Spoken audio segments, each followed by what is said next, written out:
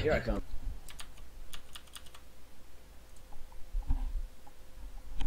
Okay, hey guys, welcome to week 5 of this map review series. This week's map is CP Gravel Pit.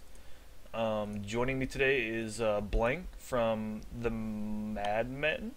They're probably one of the best. They are the best IM team. They could probably be an invite land team if they made it into invite this season. Unfortunately, they did not. But he is going to be talking about Pocket a little bit. I have Z-Brian from Fully Torqued, my team, here to talk a little bit about Roamer. Bloodsire, Auto Aim, is here to talk off-classing, maybe help me with Scout a little bit. There's a lot of off-classing options, and he's one of the best snipers in this game, so it's definitely a sniper-friendly map, so he's going to be here to talk about that as well. I have the Fragile, Fully Torqued Medic, here to talk about Medic for me, and I think Boulder is going to be joining us later to talk about Demo. He's not here right now, but the Demo portion will be probably one of the last ones since he's not here. Actually, speak of the devil, there he is. So Boulder's also here to talk about Demo. He is a pretty beast Demo, a lot of experience on the map for sure. So I got a pretty full crew here. It's going to be fun. Hope you guys enjoy it. This will be on my YouTube. Please subscribe. I already have the previous 4 weeks up there. And if you want to follow me on my Twitter and join the Steam group on my Twitch page, I do announcements there when I go live. You guys can check out teamfortress.tv for other TF2 coverage, also the main forum hub for NATF2, so make sure you head over there. And I'll introduce the guests now here. Alright, I did a little intro. You guys want to introduce yourselves at all? Blank, you want to shout out your stream? Boulder? I don't even use my stream that much anymore, honestly. Yeah. I don't use it enough to actually shout it out. By the way, hi Boulder, thanks for coming. Hi, how you doing? But yeah, you can go check out my stream at _Boulder. That's the suffix, or I guess the HTML, and totally subscribe to it, and don't expect anything special from it though.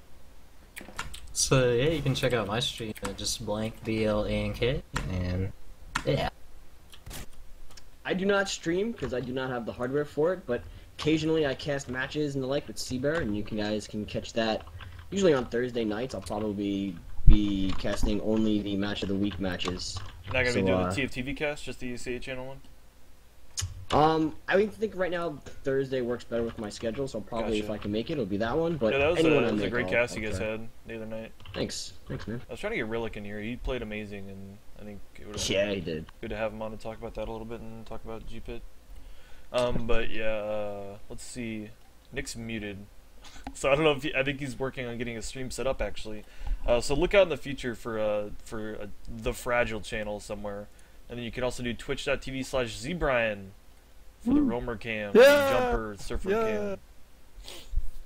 All right, so we're all in the server, right? Is anyone not in the server? I'm not in there. I'm coming in now.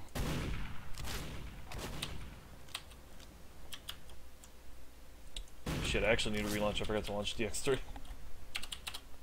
Give me 2 seconds.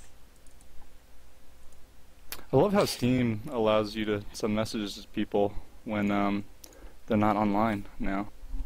Oh, you can do that? That's sick. It's great, and they appear in like unread messages. Little green box. That's good, because a lot of times I'd be messaging somebody to sign off or something. I'd be like, well, I'm never going to see that again. Yeah, so I was seriously. thinking, before we do what is it? Before we do the classes specifics, do you guys want to talk about like the G-Pit, I guess just the map playstyle a little bit? Maybe like how the focus is mostly on like a long B hold and quick pushes, quick repushes, stuff like that? Sure. I would say, from having played it a long time, and from the caster's perspective, it's a bit more like a Counter-Strike type mentality where you're not really all in different positions or with different roles. You have to kind of move as one solid unit. And so when you're playing this map as a team, it's really important to have everybody on the same page. You can't really have any lone wolves out there trying to do different things. You really have to go off the game clock and be well coordinated to succeed. Yeah, I think it's important to consider that pretty much everything you do on G-Pit on defense is all about, you know, delaying their caps, trying to milk as much time as possible. And then on offense, it seems like being able to repush quicker and quicker off your spawn advantages is a little more important than maybe all letting on one push. Any thoughts on that? Yeah, I mean, the biggest mistake I've seen casting it is that teams who are trying to attack B, they don't use their spawn advantage. They get a pick, maybe they'll pop the Uber, and they only have 3 guys, but they don't realize that their 3 guys are going to spawn faster than the enemy team, and they'll wait till they get Uber, whereas they should just go in and force the issue and try to use their spawn advantage, or spawn timer advantage. So that's definitely something you need to pay attention to. Yeah, spawns are definitely in favor of the blue side. If you get trades as offense on this map, they're definitely going to be in your favor just because of the respawns. Maybe spawn camping, something we could talk about real quick here. I think a lot of teams are, they do maybe the demo stickies on the point, but do you think a lot of teams are going away from maybe hiding something in A? That was actually one of the questions. We can do a couple of these map questions too. Do you, I guess, do you guys think it's still a good idea to try something? Like a gimmick play in A, or a heavy or something like that, or an engineer or something? I don't really think so anymore. Spawn camped. I don't think it is either. I think a lot of people they're just leaving the one scout and the combos, like going quick to C, to just spawn camp and make their B push easier. I don't think it's worth it anymore. I'm sorry. Let me just say, I don't think it's worth it anymore. The only extent of leaving somebody off of the B site, I think, was to keep somebody a scout, your off classer, at the C spawn, just to sit there. You can see where people are coming through C and then take the tele into B. I think that's the extent of how you want to keep somebody away. Yeah, there's a lot of gimmicks you can do. We'll maybe get to some of those when we do off-classing. But I think right now, what else can we talk about before we jump into classes? Hold on, I'm digging the featsies. Oh, on the respawn advantage, you don't have that until you cap one of the points. Oh, okay. I don't even know if I realized that. So if you get the A cap, you get the spawn advantage? Yes. Otherwise the spawns are even? I believe so, yes. I guess I didn't realize that. I didn't know that. Huh? Didn't know that either. Pretty much everyone caps A, so you don't really notice it. Yeah, that's true. Let me peep a couple of the questions. A lot of teams have been doing a more mobile defense, running heavy instead of an NG. What is your opinion?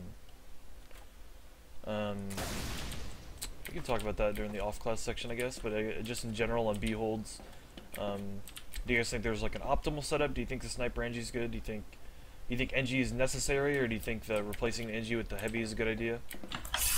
I honestly think NG is better than heavy, in my opinion. I think so too. I think it's just even though heavy's pretty good, a stacked heavy's really good for killing everything. I think that the level 3 gun's a really, really good scout deterrent. And if the NG's good and picks it up before it dies, I think it's still probably a little better than heavy.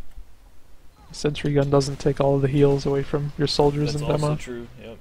And the dispenser, Arvin. How many times do you see like a medic hide in that when a scout tries to flank? Exactly. Saves his life. The heals for the med, and then the ammo is kind of rare or scarce on this map, I guess.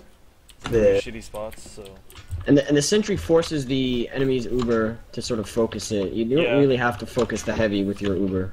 That's another good point. Maybe we could talk about when we're doing demo, or even just soldier, but just in general, when you're pushing B or C, if they have a gun up, you need to, that's like almost priority 1, otherwise your scouts can't really participate in the fight a lot of the times. Because if the combo or everyone's pretty much hugging near the sentry's range, it's really hard for scouts to do anything versus it. Mm-hmm. Let's see. Sniper heavy push from rock on B, like or dislike? I think it's a good idea. If you have a good sniper in your team to support that, I guess it's something you could try. I think scouts are also pretty good. I don't know if you necessarily need the heavy. You can kind of slow push with your 2 soldiers in your demo, as long as you control the roof. Maybe just in general, we could talk about B. Like, I think the roof is a large part of your hold being successful. Yeah. Mm-hmm. Yeah. And your pushes, even. You talk about like the angles you push from, either long or short, which is what we call the drop down over there, or connector. Any of these 3 from Sunnyside here, you kind of need to make sure there's no soldier just sitting here waiting to force your medic, you know. You need to make sure you jump him and control the roof area. And then if you control this and just make sure nothing flanks you from there, you can kind of sit in this general area for like as long as you want.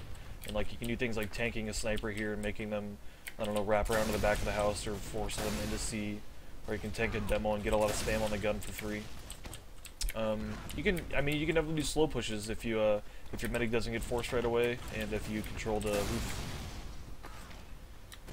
Listening to you talk, Sean, I think it's another really important thing to make sure that your team knows all the different locations and their names on this map. Yep. Yeah, that's a huge deal. Yeah. Confusion when like when you're trying to place where someone's pushing from, or like maybe like if there's a couple guys left and you got a spot where somebody else was, like you got to know their names and where they were. There's so much confusion that like erupts when you just fucking say they're there. Or They're some shit like left, that. right? And everybody's turning Yeah. around looking somewhere else. Yeah, nobody fucking knows. Okay, it's a lot about B. I think B hold is mostly just kind of try and have a good Uber exchange, force their medic when they come in early. So that's pretty much the gist of it. Yeah. Don't overcommit to a defense, just get your medic out so you can defend C as well. Talk about C holds a little bit. Some people were asking questions about. Let me check here. Thoughts on Pyro Heavy NG on top of C.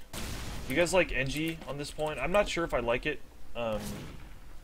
Maybe for like the roamer, so you can RJ up to the point once the push starts. But once the push starts and the gun goes down, then you're gonna have him cycling and spawn, and he can't really get to the point quickly if he's a scout or something. And I think a good point about Pyro Heavy is that you have to run all the way up. You can't rocket jump up here.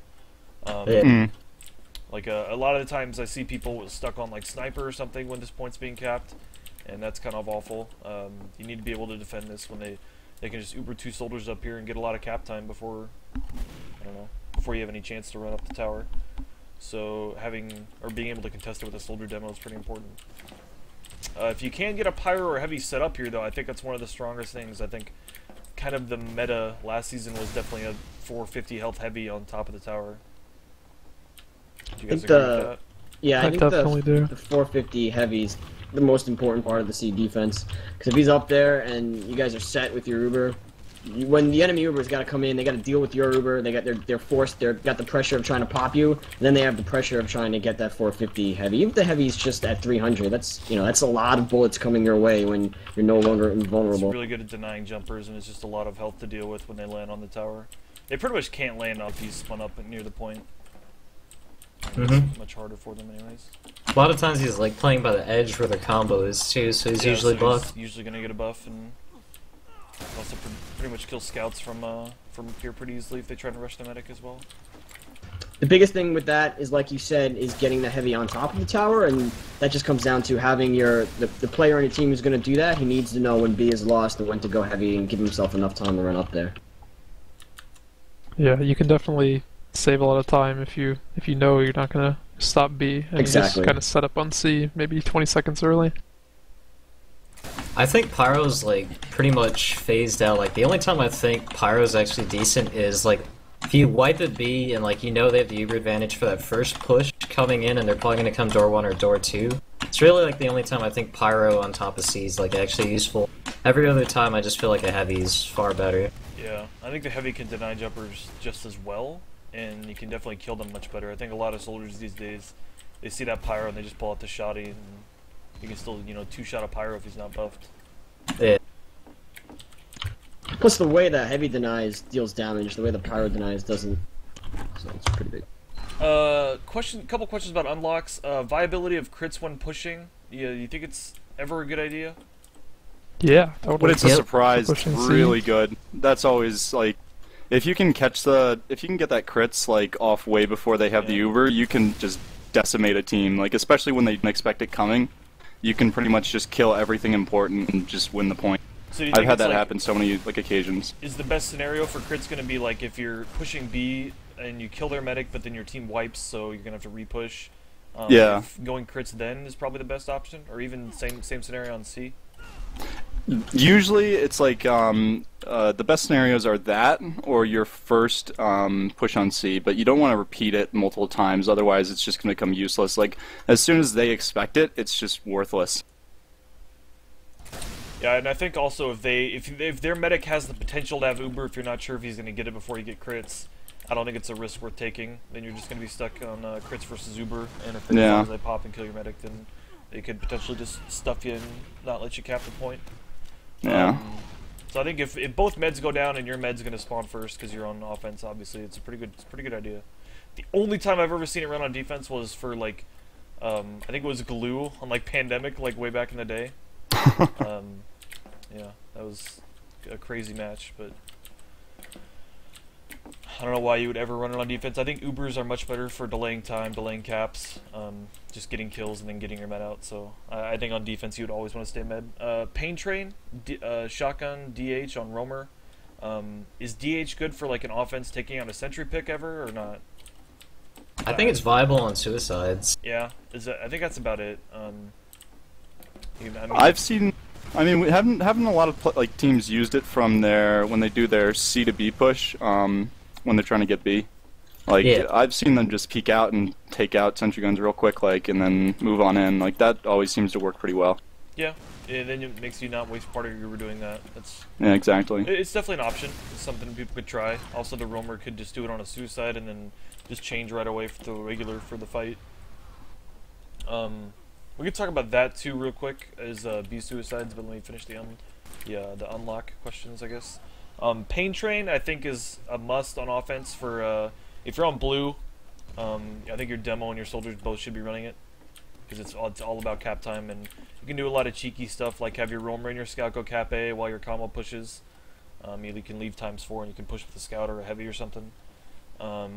Also, just on the C push, definitely have both soldiers with Pain Train, because if they get up here with ×4, they can just spam this and get a cap pretty easily.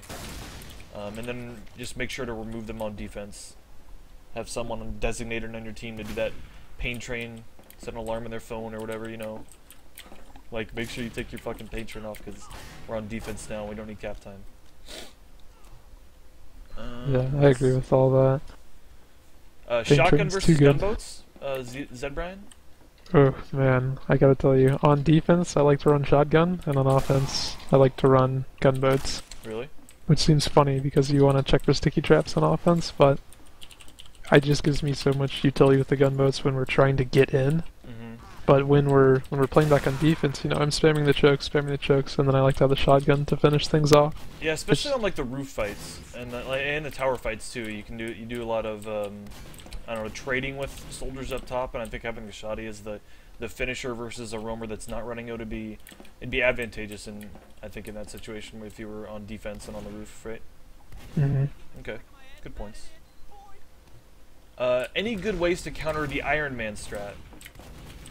Iron Man strat. Do you think a lot of lower level teams are going to be running that?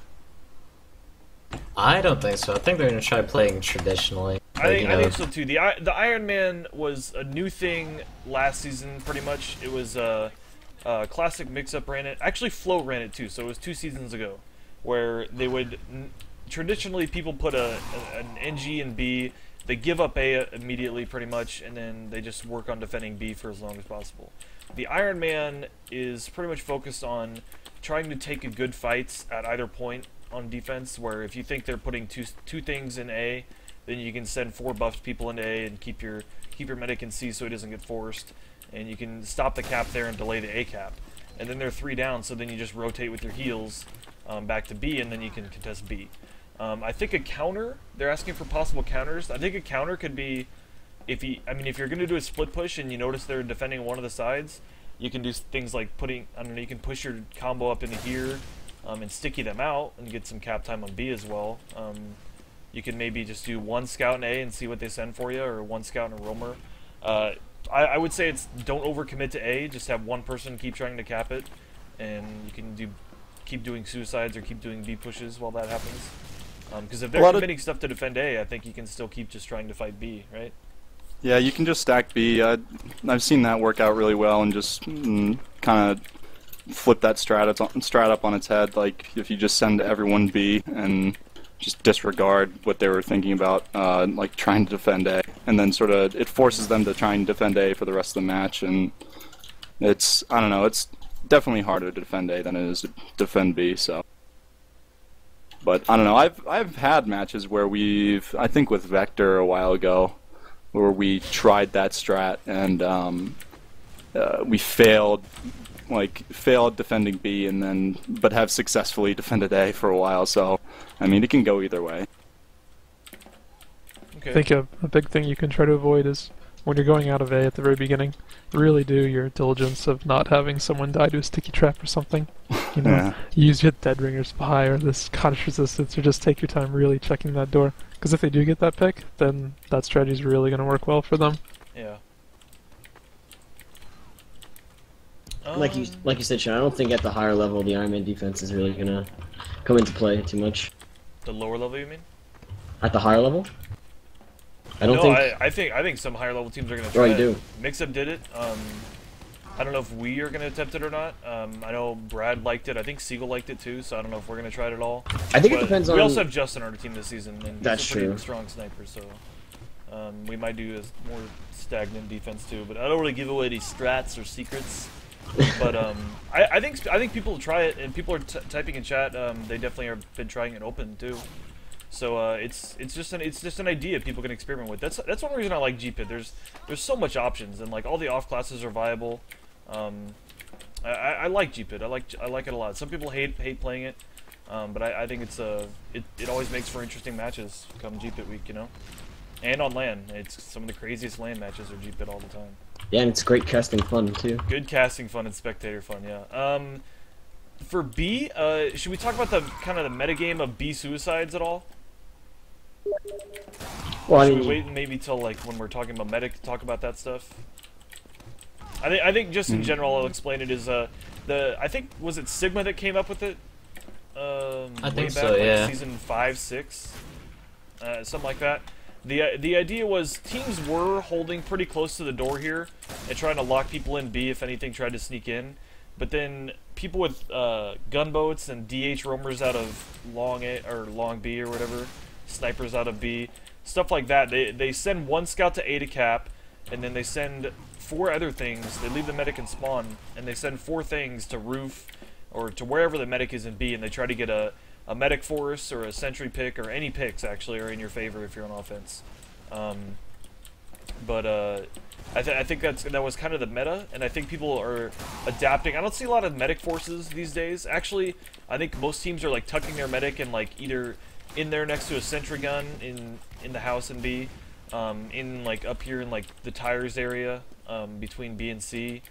But then I've seen a lot of stuff last season where people were recognizing that, and they would send they'd send people from B and then also send one like a roamer through A quickly, and then he would flank through C. And I've seen people get caught by that on occasion. Anyone else have any thoughts on that? The roamer or the suicide plays? I do. I think it's worth it to try it, you know, sometimes. But the main problem I've encountered with it is if you bomb right away and get the medic to pop, you have a good 20 seconds to respawn because you probably haven't capped A yet. And after you spawn and you know your scouts have finished capping A, they probably need to go to C to check for a teleport because you don't want that teleport out. And then you need to set up your push. That's You a need good to point as walk well. to the need to walk out, and then they can still force you early. They can still cut your Uber. They have lots of time to build it back up in that long death time.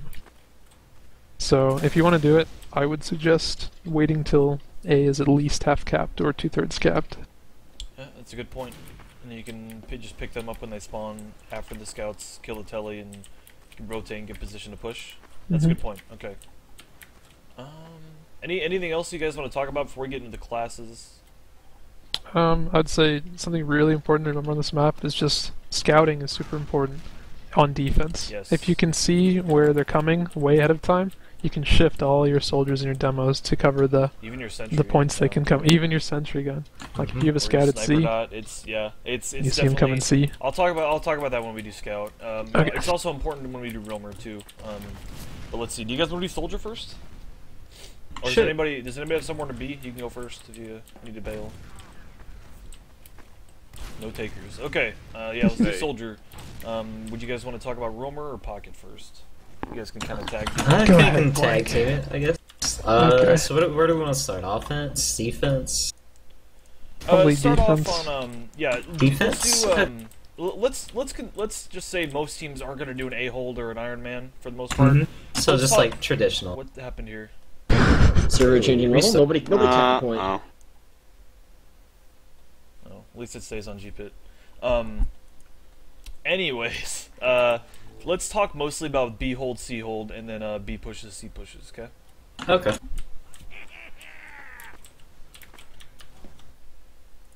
So let's just do pocket first. Okay. So I know it's gonna depend on. Should we just assume NG, and then either a scout or sniper for the most part? Yeah, I guess that's pretty much a good way to put it. Okay.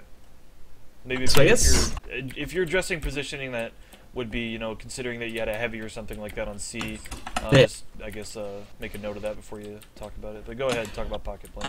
Okay, well, I guess pocketing on this map, because suiciding is kind of a popular thing nowadays, some pocket, like I know I like to do this, is, my team, we probably won't leave anything at A, since, like, it's kind of useless nowadays. I mean, people check all sticky trap, they'll check for the hiding scout, or the engine gun and whatnot, so, like, just the way my team likes to play is we'll have, like, a sticky trap, like, you know, maybe forward, or maybe in the tunnel that leads to A, but besides that, like, me as a pocket, I like to play up here at the start, just put some early spam, maybe have my roamer on the other side, and, like, you know, we'll spam from the start, then, like, you know, once we realize, like, you know, they're trying to come in, or the scouts start camping, I'll, like, back up maybe to the shed or something, start holding from the high ground, because from right here, it's, like, really easy to spam, like, you know, anyone trying to come in as suicide. And, like, even then, one thing, like, that's pretty popular nowadays is normally the sentry gun used to be left here in the shadow side, which is, like, the default when a team is, like, holding, but nowadays when people do suicides, you see, like, a sentry gun up here on this little pill bottle. Sometimes they'll put it, like, over here on the ramp, so, like, the idea is, like, you play here to try and shoot the suicides as they come in, then, like, even if they get through, you have your sentry gun to, like, protect your medic, and your medic can be, like, hiding over here, can be hiding, like, under this ramp, so he's, like, pretty well protected. I don't know, what do you like to do, Z Brian, when, teams are doing suicide? I like to do holding on the shed like that. Basically everything you said, but we do like to have someone at A, just to make sure no one comes in from C behind us, timing it with the bomb. I've seen that happen a lot of times to great effect. The scout will come in from C right when the soldier's bombing and no one knows he's there, and he just shoots your medic in the back. Yeah, normally my team either has, like, a sniper or a scout watching it, but that's an important point. Like, you always need at least one person watching that, so you don't get flanked, because that is kind of a popular thing, as you said, like, the coordinated, like, one person coming in from C, trying to come in as well as the soldiers are jumping. I guess, yeah, so that's kind of how you, like, try to defend against suicides. I generally think it's best to play up there and, like, stuff them before they actually get it, because, like, once they actually get into the point, it's harder for you to do something as a soldier, so... But I guess, okay. Holding B, sort of the traditional spot you like to hold as a pocket soldier, like, assuming it's equal Ubers, is you want to hold what they call door 1 right here. And, like, the reason being is, like, you typically have your sentry gun, like, shadow there, maybe a scout, like, watching along, your roamer's on, like, roof watching short and connector, you have your demo at door 2, like, a sticky trap in there, so with, like, the pocket soldier right here, you can hear if, like, the Ubers come in, because a lot of teams like to Uber a Demoman right here, so you can kill the sentry gun, so, like, with you right here, you can body block, you can make a multi if there's, like, more than one person there, and it's, like, really easy to stuff at Uber. Not only that, like, from this position, if you get a call, like, their door, I mean, you just shift right over, and your Demoman can back up and have the exchange there. Or, like, you know, your roamer scout calls, they're coming, you just, like, jump over, you bring your medic over, and you have the exchange, or, like, same thing, if they're coming short, you just, like, drop down and go into them, because, like, the key thing with, the sentry gun and, like, your Uber is, you generally don't want to give the other team, like, both, like, things with their Uber. Like, you don't want to give them a good Uber as well as, like, let your gun die. Like, the reason you hold up close over here is, like, you want their Uber to be really bad. So even if they kill the sentry gun, your Uber's far better and you can maybe kill them. Or, like, you know, if they come short or long, you want to try and have an exchange, like, before they even get to the sentry gun. So, like, if they don't even kill the sentry gun, their scouts can't even do anything. And your team sort of has, like, a safe area to play around. I don't know, Zebra, what do you like to do when holding this B point? If I see the opportunity where the medic's, like, fully inside of there, sometimes I do like to Uber in inside this area here and kind of stuff so they don't have an Uber to fight the gun. You kind of get into them early and then block the door and retreat. But yeah, definitely want to hold up here with the combo and rotate over here if they come in the other door. It's just really strong. So okay, so that's kind of an important point. Now we already addressed it, but I just like reiterate, I guess. I think it's important to shift your sticky trap and potentially your combo soldier with the medic to where you think they're going to come from. So if you have eyes on C and you don't see any calls coming from C at all, do you think there's time to just shift up to that sort of position if you're holding like shadow side, I guess, sort of, and then that way you're in like a better position if they're coming from B, like from long or from short? Oh yeah. Because I think so. I think the general idea is to go into them as soon as they come in, right? So the Uber is forced away from the sentry gun, and then so they have to deal with the sentry gun without Uber, right? Yeah, because like typically your scout, or like, you know, if it's your roamer or whatnot, he spots them here. It's like you should have plenty of time as a pocket soldier. Like, you know, just do like 1 or 2 RJs and you're over there. And like a med, he's typically standing like right here, crouch, so that he doesn't get sniped from short and what.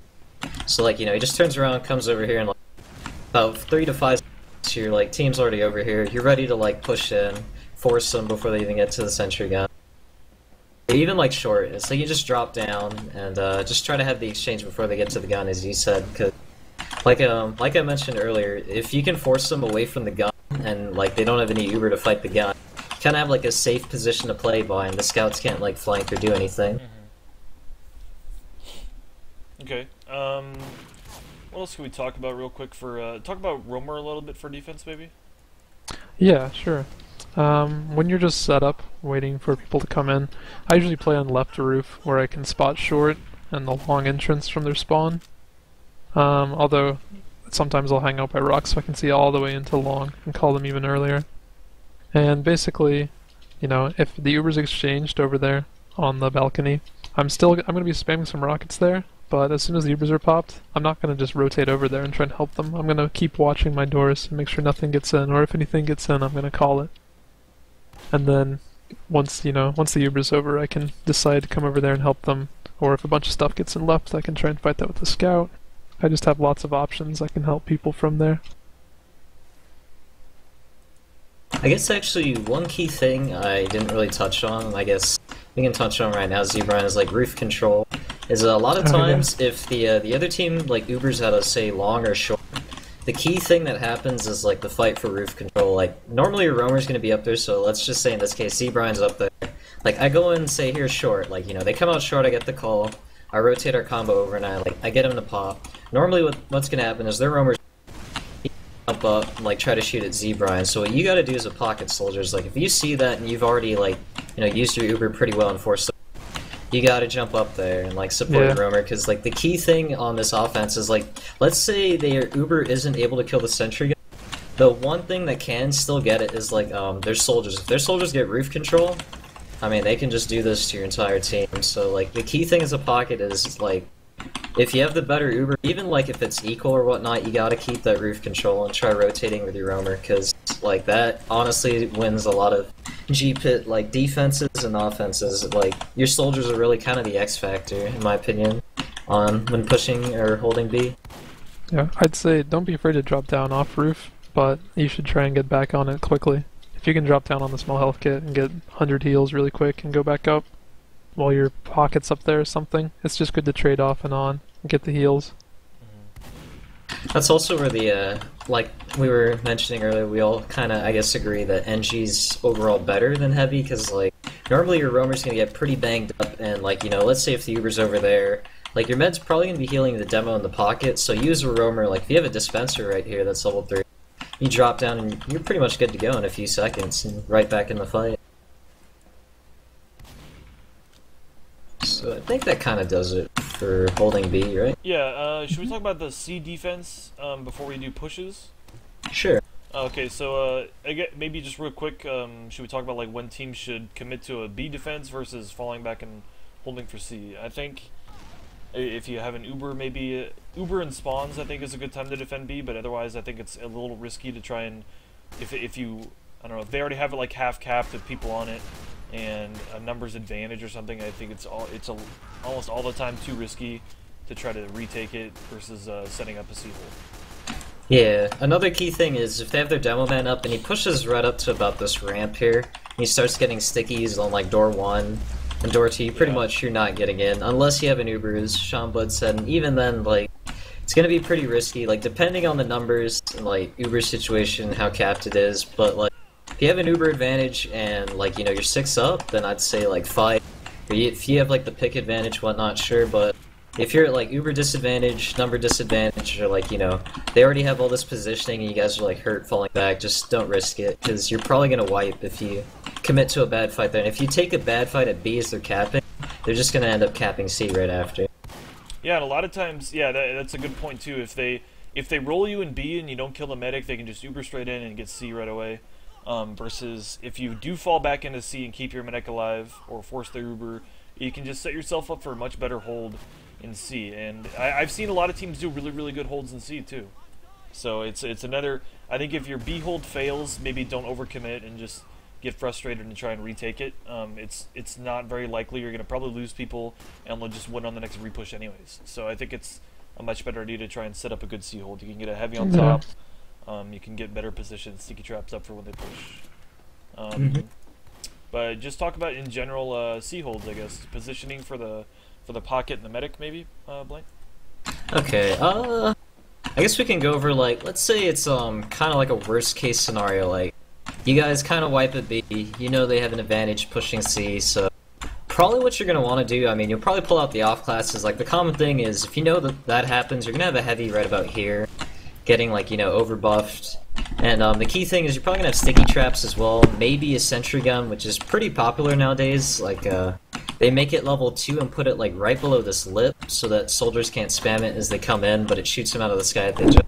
It's like, you know, those are pretty common things that you can try doing to stall. But I know it's like pocket, it's like a disadvantage, you know, I might try playing up here as well to put spam, and that way, like, the heals are kind of kept on the heavy. You know, our demo might be, like, over here as well, watching a sticky trap. And it's just, like, the key thing is you want to try and, like, deny them from getting to the high ground and making their Uber kind of useless. And, like, if you can keep good health on your classes up here, you'll probably be able to hold. I know at least this is kind of how I like to play. If it's like we're at a disadvantage and we fully wipe at B, we know the push is coming. But the more sort of general positioning that teams like to play is if it's like equal Ubers and you know it, like pocket soldiers like to play right around here.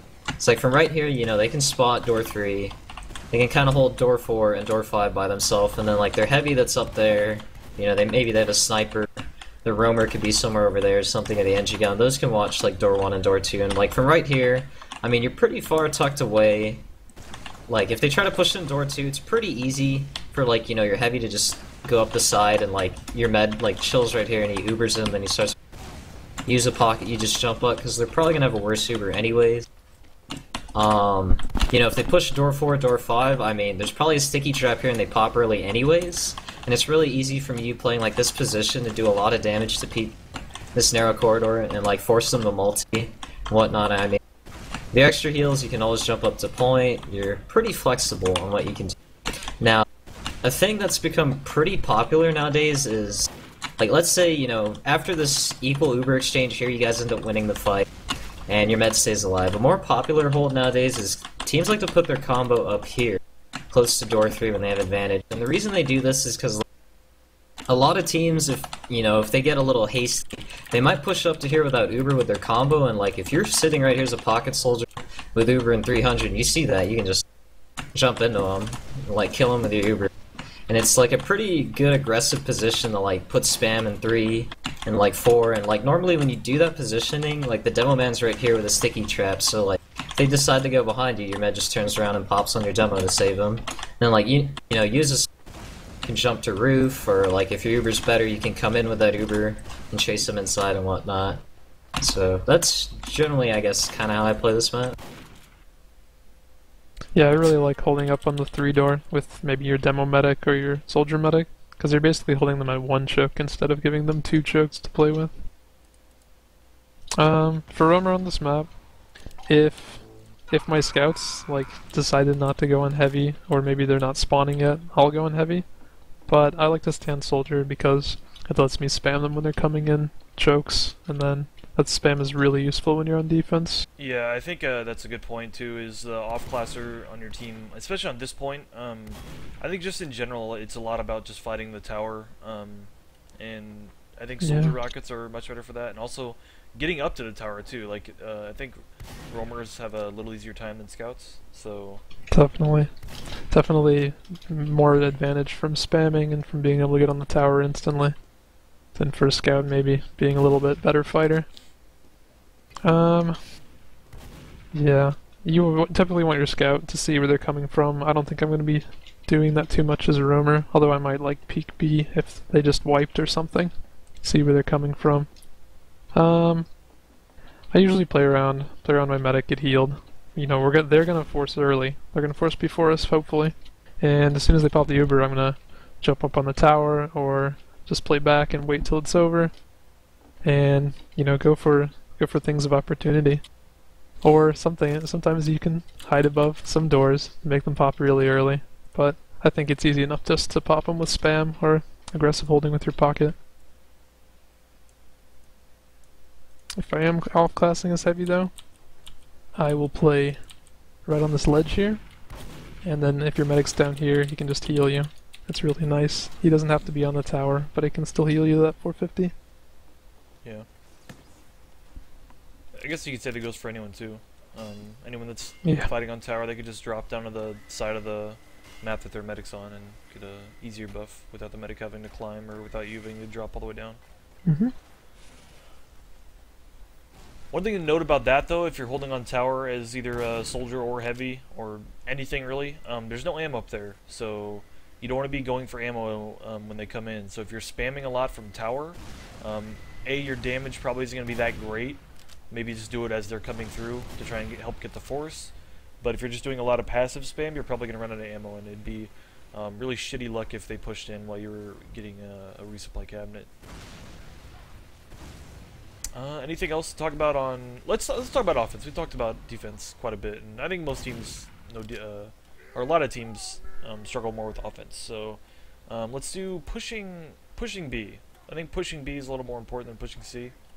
You can talk a little about the combo, Blank. Okay. Let's just assume that, you know, your suicides failed, both teams have equal Ubers. So a lot of situations, you know, people go, how do we push this point? Because it is a pretty difficult push to execute if you, like, you know, you're not all on the same page, you don't coordinate and time it well. So, like, a couple of popular things, I know, like, since I'm here at C, I might as well talk about it, is, like, one of the common pushes is a team will, like, solo Uber their Demoman here, and, like, you know, normally the sentry gun's right there, and they do this so that they can get to the gun early. Their Uber's generally a couple of seconds worse, but, like, the idea behind it is you kill the sentry gun, and then afterwards, like, you know, your medic backs up this way, and, like, the rest of your team's waiting here. Like, you have two soldiers just waiting to come in, and, like, you know, he comes in, he crit buffs them, and then, like, now you've kind of got, like, a foothold. Like, they don't have a sentry gun to spam you back anymore, and, like, you know, your Demoman's kind of done some spam damage. They're a little bit, like, out of position, maybe, and then that's where, like, you come in with your overheals, and, like, you know, you start DMing what's over.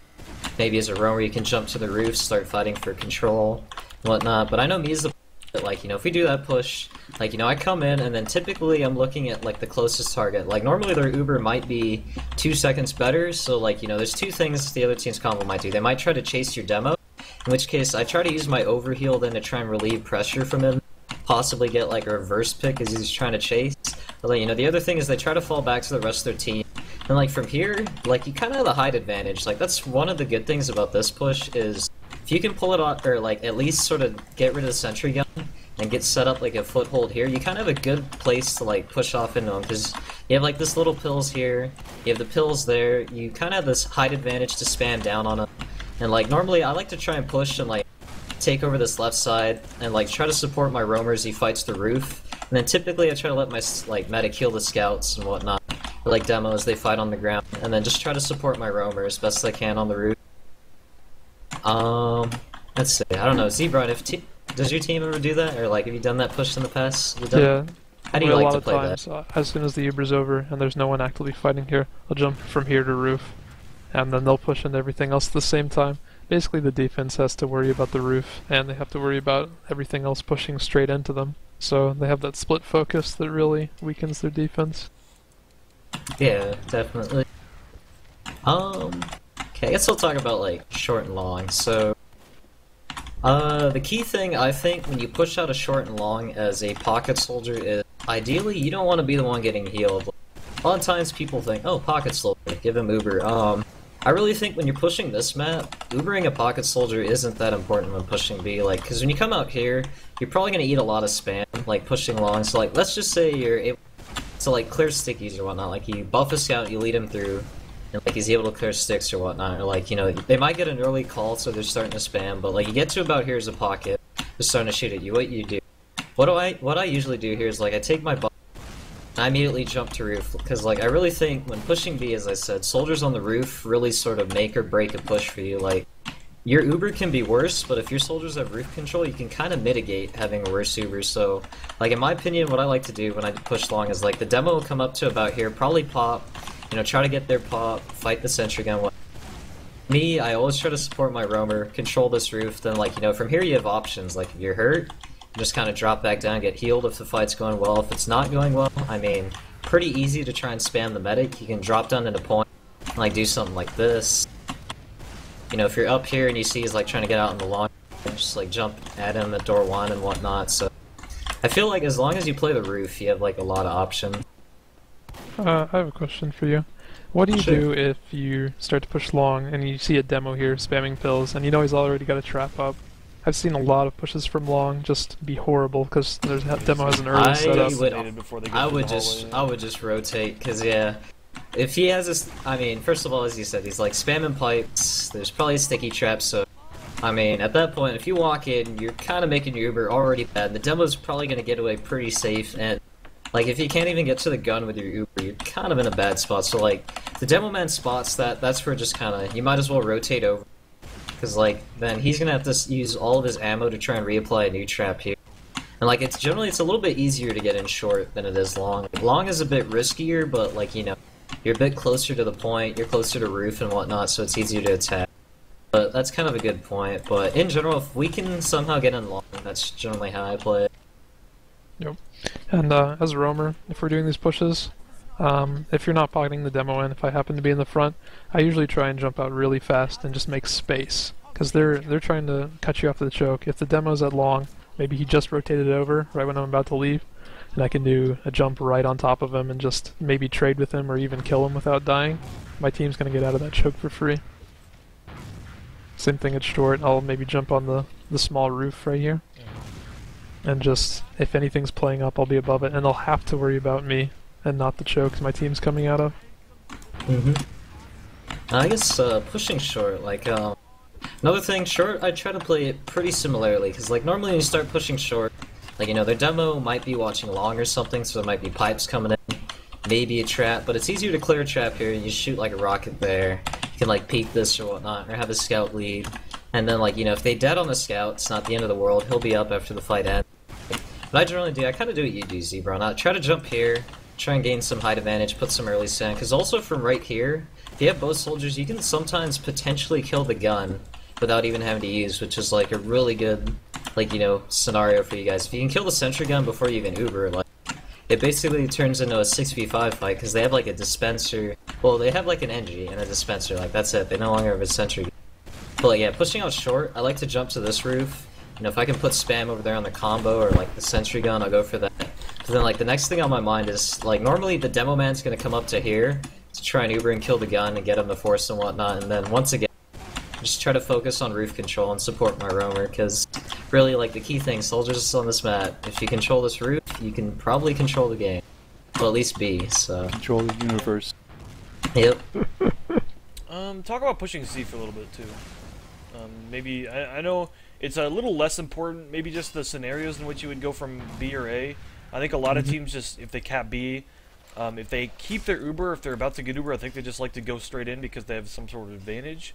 But I think a lot of teams, if they're waiting for spawns or if their medic's not up or if he has to build up quite a bit, I think rotating to A is probably a more common option. I definitely agree with that. Yeah, that's something. Remember we did in season 11 on Mad Men is grand finals. Like it's Well, I'll just talk about it. Like, let's say it's you know, you win B, but you don't have time to rotate over. Like, all your spawns are up. Then it's pretty common to just push through this door too.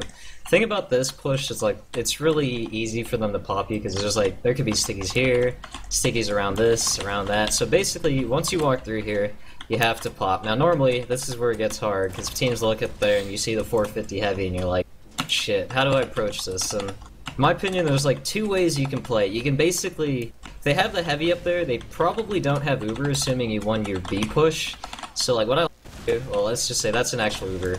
What my team likes to do is like we'll just basically sack both our soldiers up top sometimes. Like, you know, when you have two overbuff soldiers that are Ubered bombing on a heavy, I mean, he's gonna have to run away or he's gonna like die. And then like, you know, the med follows like the demo and then like, you know, the scouts delay and they come in after and like now you kind of have like a really strong sort of, I guess, like position to push C because like normally when the heavy's like right there, his team might be on this opposite side over here. Or even if they're like up here and like, you know, you jump up with both soldiers, like rockets, these little planks are gonna do a lot of damage to everyone. Even if like, you know, it's not working out for your soldiers, you can just jump off. And like, you know, your med will be right here, you can start healing. You should jump right back up and whatnot, so. The other option though is like, you know, let's say you decide to push door 2, equal Ubers and they have the heavy there. Another option you have is, this is, I guess, in my opinion, I think it's a riskier way to play, but you can try ignoring the heavy and trying to kill his team, like, on the ground. Like, normally there might be a sentry gun here with an NG, so, like, you know, you can try jumping into him. That can be your, like, entry pick, then you back up, buff everyone, and try to push in, like, 6v5. But I feel like door 2 is probably, like, the hardest push out of, like, I guess your option, pushing in the C. I don't know, what do you feel about door 2 0 push this way? Yeah, I mean, most of the times pushing from B, you're gonna have an advantage with Uber or a man advantage. It's typically not ideal to come from B. If there is that heavy on point and you're jumping your soldiers, it's really important that they jump almost simultaneously. Otherwise, you can just deflect them one at a time and you hit them with maybe one rocket. Yeah.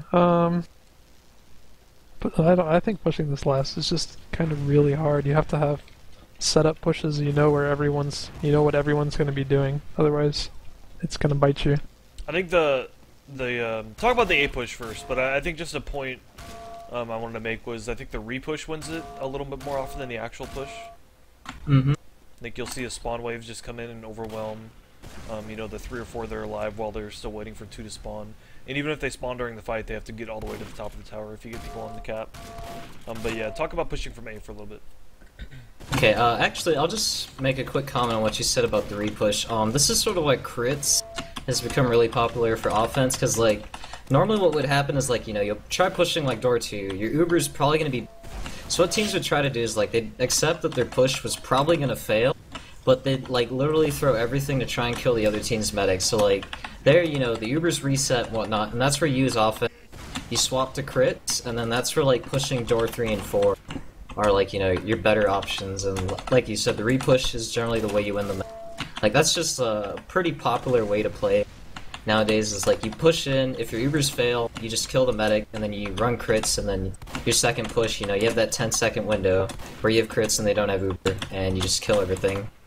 As like Boulder said, if you catch people off guard with crits, like, it's devastating. Like, you know, you crits your demo here and they're standing up there, like, one crit sticky will just deal like 1,000,000 damage. But anyways, pushing door 3, so like normally, you know, let's say it's like regular Uber, pretty hard to push from like door 3. It's easier than door 2, but like there's normally the heavy up there. There might be like, you know, the sentry gun over there, and then the combos over there. One thing some teams like to do is they'll park the heals on their demo so that, like, you know, he can spam the heavy a lot, just like jump back and forth. Or even if he's on the ground, it's like okay, but then like use a pocket soldier. The combo is generally over there, and like, you know, when you come this door, you can probably get some good initial spam. What you need to do after is like you got to get over here and force them, because like what you don't want is like that heavy just slowly destroying your team, and then like, you know, you give time for the combo to Uber on you over here rather than over there, because if Uber's on you over here, like, you're all trapped in a corridor and it's gonna be a bad Uber. But if you can bring the fight out over here at least, then you sort of have like a better chance at winning the fight. But I generally think pushing door 3 is better if you have crits, because like the crits right here, you kind of your Demoman has a sight line there, up top, and I mean to the far right. So I guess I'll just cover like if you push with crits as well. So like if you have crits, like you know, put on your demo. He puts like 2 stickies, and then like the reason I say 2 stickies is because after you fire about 2 stickies, soldiers are gonna be bombing on your head, and then that's where you swap it off to your pocket soldier, and then all of a sudden he just shoots the ground and everybody dies. And then from there, like you know, you can jump up to. Cause like, oh, I'm out of ammo. There's an ammo kit. I keep reading change spec, I keep getting kicked, fuck. I need to find ammo, but yeah, from door 3... I think cheats are I'm not sure though. Let me try. Oh, restarting. But yeah, another strong thing about the push from door 3 is it's pretty simple for you to just jump up to the tower as soldier. And like, from there, like, their combo is probably going to jump back at you. Another good thing that your combo can do is like the medic can just jump on that little shed thing in front of door 3, and then from there like you can jump up towards the tower, I think, and gives you a really strong position to push in. But yeah, I don't know, Z-Ram, what do you like to do when your team pushes door 3? Well, this map, it's just hard to get in. Every door is a choke. Yeah. So I would say try and use your Uber to force their Uber and get everyone in, and try and get them buffed also. And then try and have a fight from there. Once you have everybody in and you have decent position and the Ubers are gone, then hopefully it'll be a pretty even fight, just positionally. Yeah, I'm probably going to be jumping C and seeing if I can win that fight. As long as, you know, they don't have a heavy up there. If they have a heavy up there, I'm not going to try and solo jump up and fight them. That's just a losing proposition. You really want your demo to be on the ball. If there's a heavy up there, that's like the only thing that's just going to do really well against him. Yeah. We'll talk about that more later. Oh yeah, another great place to get a roamer is right behind the point, on this little like shed thing behind the point. Heavies can't really shoot you here unless they peek on the low ground. You can hide from them. You can angle rotate away from them while you're spamming them too. Like you can definitely drop 200 damage and just fall back on the other side. Yeah, it's just just a good spot. It's not nearly as exposed, and if the heavy's on the point, you can keep dodging around up here, and he can't actually hit you. You can just corner spam him forever. Yeah, I think one big mistake a lot of like lower level teams make when playing this map is sometimes they try to focus too much on the cap, like rather than like sort of as you said, like if your team has good health and positioning, you should try to focus on winning the fight after, because like it's like you said, if you jump up here as a rubber and like you try to expect that you can cap, the heavy's just gonna kill you. Like there's no reason to jump people up here when there's a heavy up here that'll just. Instead, it's like try to have the exchange and try to like get some positioning on the map. Like if you can control like let's say their combos on the left, Uber's fade, and you guys have control of this right side, then like it's kind of you try and play the DM game and just focus targets and see what happens from there.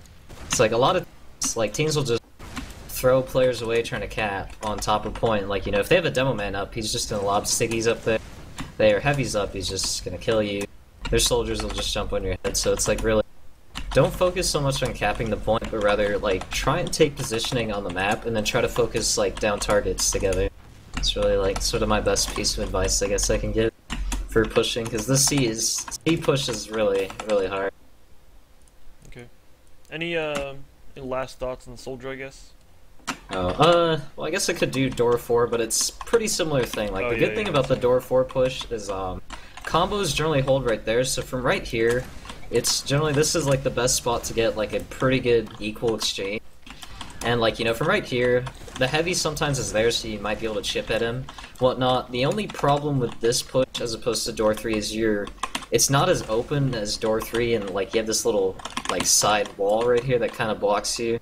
So it's like really, if you like do this push in, it's kind of like you have to fall out, buff up your players to maybe try and have them come out this way and whatnot. Just don't focus so much, as I said, on like using your Uber, capping point, whatnot. Just try to take positioning on the map and then try setting up for the fight after. But I think that about does it for me and like pushing safe. Cool. I guess we're gonna talk about off-classing at some point too. When do you think the roamer should be subbed for like an off-class instead of one of the scouts or both of the scouts? Or do you think it just comes down to your team, like who's more comfortable playing I sniper? really ranging? prefer scouts to do it, but I think that's true too. let's say one spawned like 10 seconds ago and he's out doing something. The other has 8 seconds left on his spawn. That's definitely a good time to go heavy. You know, we need the heavy now. We need him climbing spire now. We can't wait for the scouts to spawn. Then I think it's okay. Yeah. Okay. I'm sort of with Z-Brian on this. I think on this map, soldiers are just, like, you know, you can jump up to a point where as a scout, you kind of have to run around, like, you know, the tower, like double jump around, and, like, it's just, soldiers are really good on this map. It's not that scouts are bad, it's just soldiers have, I'd say, A little more mobility versatility and they mobility. can participate in fights more. I think yeah, it's just worth saying again, I guess, that the roof in B is probably the focus of the B fight, and then in C the tower, and obviously the cap point, and soldier is probably the best at both of those. So I think it's important to keep the soldiers on top of things. Yeah. Okay.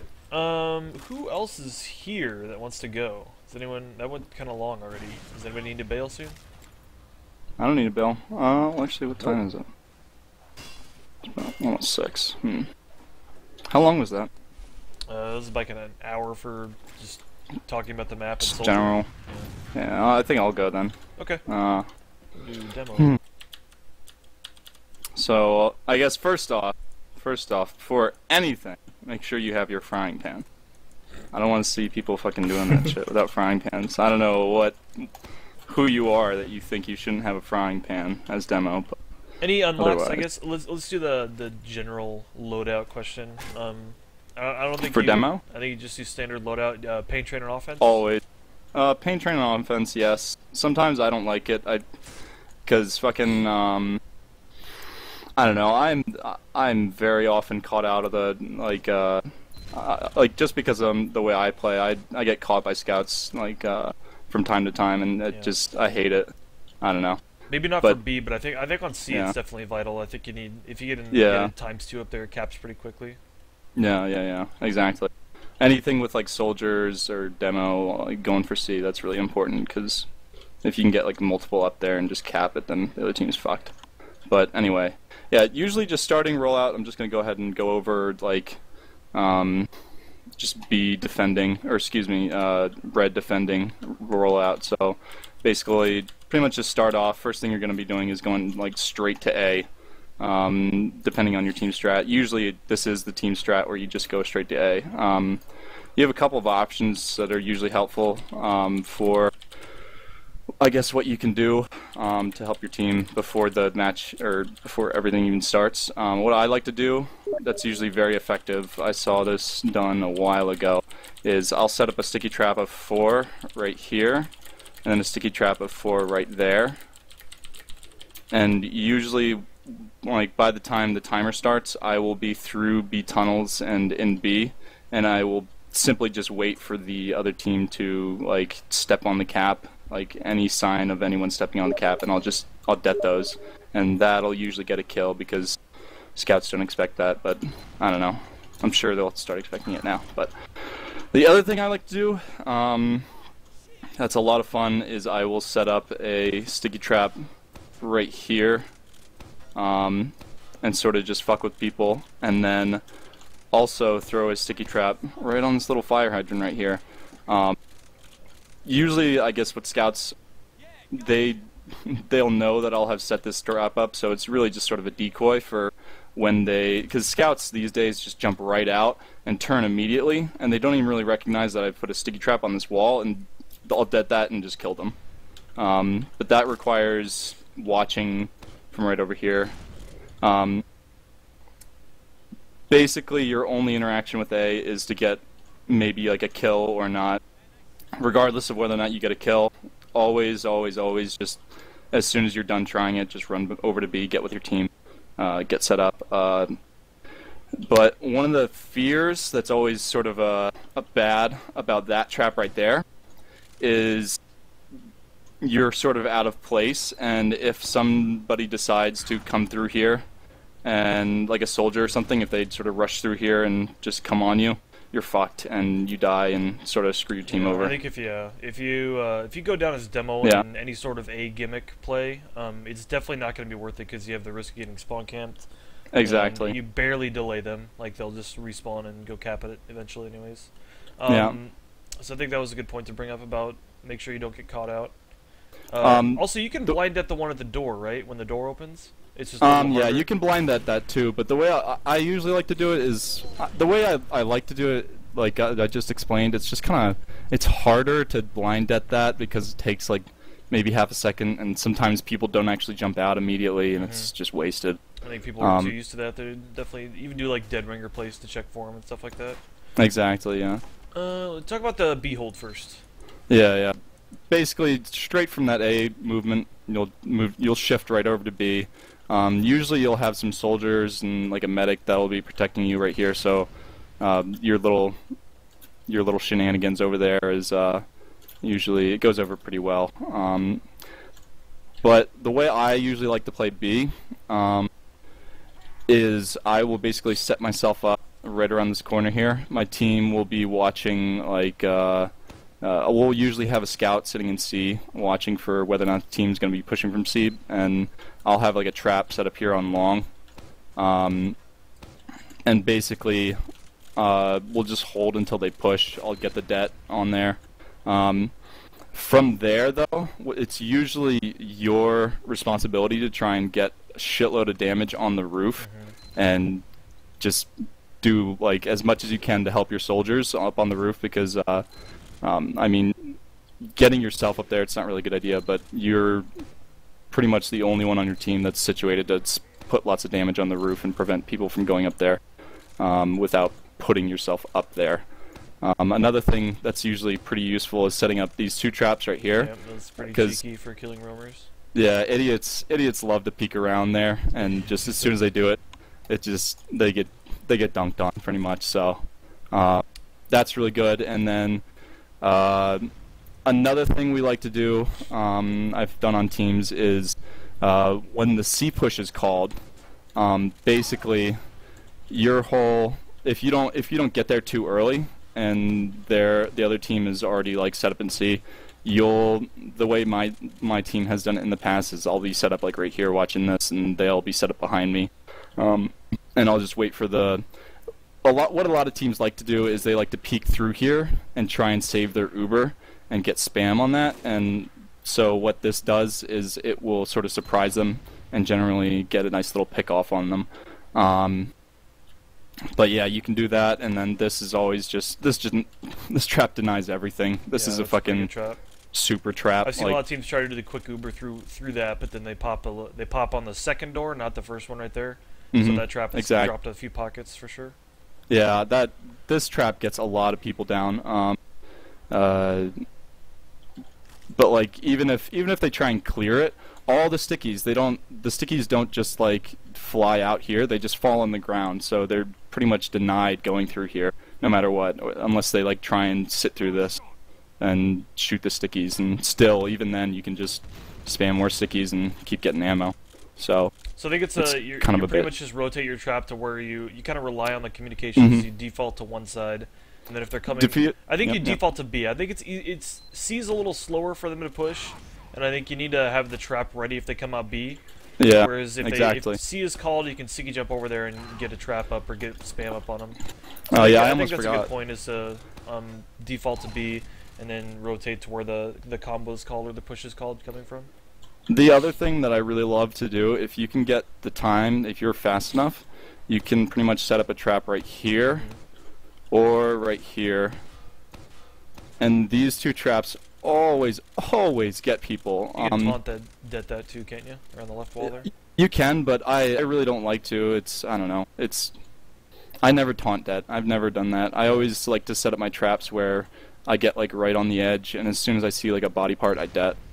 Like on the edge of this thing right here, nobody can see you, and then like you can see them just exactly when you need it. But that always gets people. I always get or I always get like soldier picks on this or like scout picks. That's always really useful. Someone asked, "What's a taunt deck?" Could you just show them real quick? A taunt. is where basically you taunt right here, and since you're in third person, you can shift your view to see right like around the wall, and then det. Yeah, because you can still right click while you're taunting, so it's it's pretty useful in a lot of spots. I think Granary there's a taunt det trap, like the garage they trap the second wall and then taunt det. Yeah, I don't even use that though either. Yeah. I just they are kind of risky, but it's a pretty good I mean it's a decent.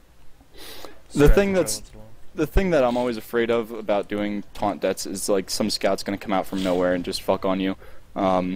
I've had like scouts always come out from 5 here and 4 and try and like maybe clear stuff, or they're sometimes there early. Yeah. And like it's always, you're really not that safe if you taunt here and you're alone.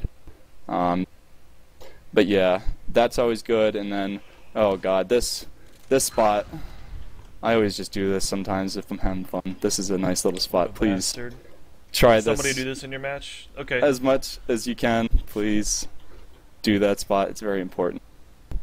And if nobody's told you about this one either, I remember Complexity did this a while ago too. This little spot right here. Is that legal? I think it's legal. I'm pretty sure it's legal. I think Complexity or EMG did it a long time ago. Because I thought there had to be a visible like ledge. Isn't this a visible ledge? There's something. I thought there was like an object here in DX9. Oh, okay. In DX8, I can't see it. Yeah. I'm in DX9. I don't think there's one there, but. But yeah, talk that. About, and then, oh wait, hold on. One other thing for defending long or short, you can set up a trap right here. This always gets idiots, and then you can always trap. If you're feeling really bold, you can get up here and set up a trap right there. This I've gotten full combos with that trap before. But a lot of the time scouts will know. They'll hear you and they'll just jump out, sort of, and that's risky business. It's nice to have a scout with you, but usually scouts are elsewhere and doing. I think just a good point in general about demo on defense is if you're going to set up a forward hold trap, make sure you do it like right after they wipe or something. Like exactly. That's a really good time to set up those B forward traps that you just did. And also another point, even if you're trapping the exits, like right there at long or at short, it's good to have a scout buddy with you, you know, just in case you do get rushed. You don't want to go down for free or anything. And you always want to remember, if the team does start pushing from here, you can always just sit here and just spam stickies and pipes, and they'll land like they'll be going. The team's probably gonna be pushing through the ramp, so they'll land like right on them. And then another little window spot that I always like to use is I spam through here, and that lands like right on the ledge, right where the team's gonna be coming out. And if like you have a push called for short, you can just spam that, and they'll take shitloads of damage. And you can also sticky this shit, or just maybe spam from here. You'll talk about the C defense. C defense. All right. C defense. That's the optimal time usually to do this if you're awesome like me. You can do that, but yeah, usually my C defense entails. On C defenses, I usually like to play it by ear. You don't need to stand near the combo. The combo is usually already pressed enough because if the combo is usually going to be holding over here, in my experience.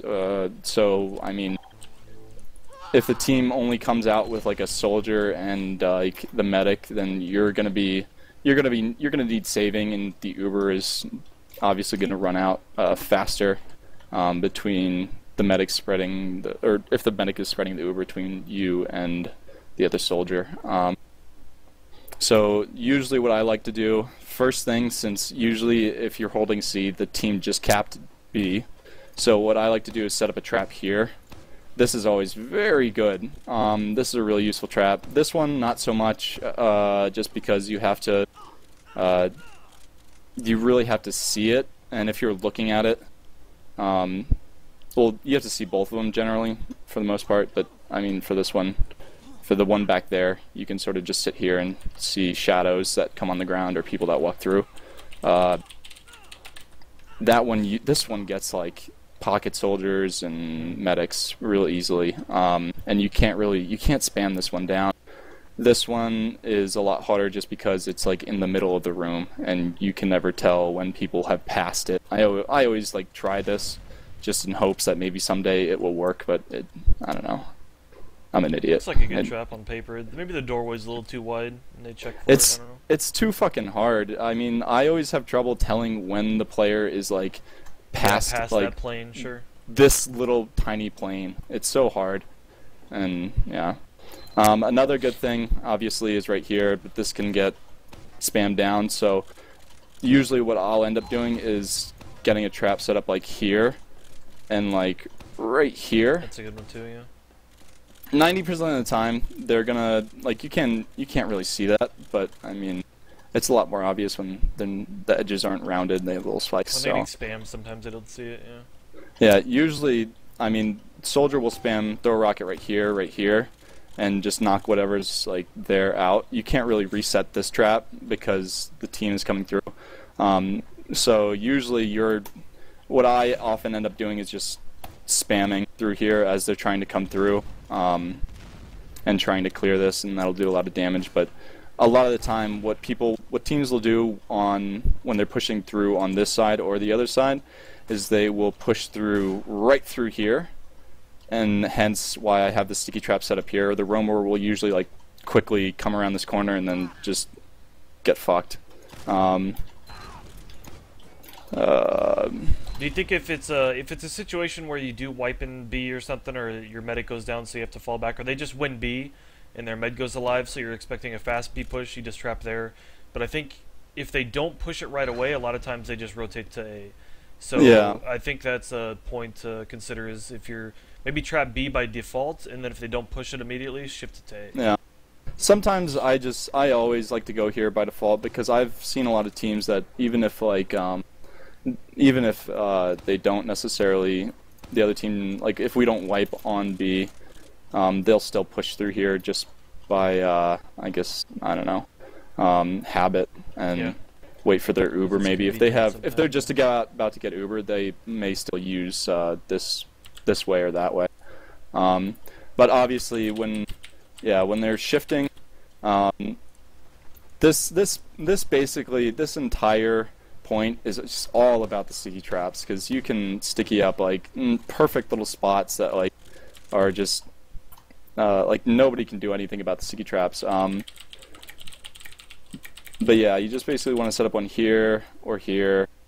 Those two are always useful. This one less so, because they can spam the roof and clear those. I'm not too fond. You never really want to get inside here. This is like the non-safe zone, because if you're pushing up through here, you get juggled and then fucked on by scouts, and it's not good. You can set that up. Other thing I love to do is setting this up right here. God, I hate that one. Scouts always run across this and just like, it's like you see it too late to hit the brakes. I think you maybe done that one to me before. I don't remember, but I love doing that so much. I love making people run into sticky traps. It's so much fun. Yeah. Oh my god. Alright, talk about when, I guess, after your initial det, do you start sticking point? Do you try and just pipe the combo, or? Well, while I'm deading, what I like to do is generally support I try and support the damage as much as possible by just throwing rollers through that doorway and pipes. As they're pushing through, because like that'll get you some, if not damage, that'll get you some kills. The other thing I like to do, like while you're sort of waiting, is I always try to just spam just shit through the chokes. Like you always want to be spamming just anything you can through the chokes. It doesn't necessarily do damage, but what I like to think of it as, or what I like to think of it as, is sort of a psychological game. What the team is thinking when you have little explosions happening in that chokeway, what the other team is going to be thinking is like, oh shit, there's so much damage there, I'm kind of afraid to walk through that, that seems really risky, I don't want to do that shit. So it'll sort of create some a little bit of fear in the other team, and that's a really big deal. Gotta get more ammo, fuck.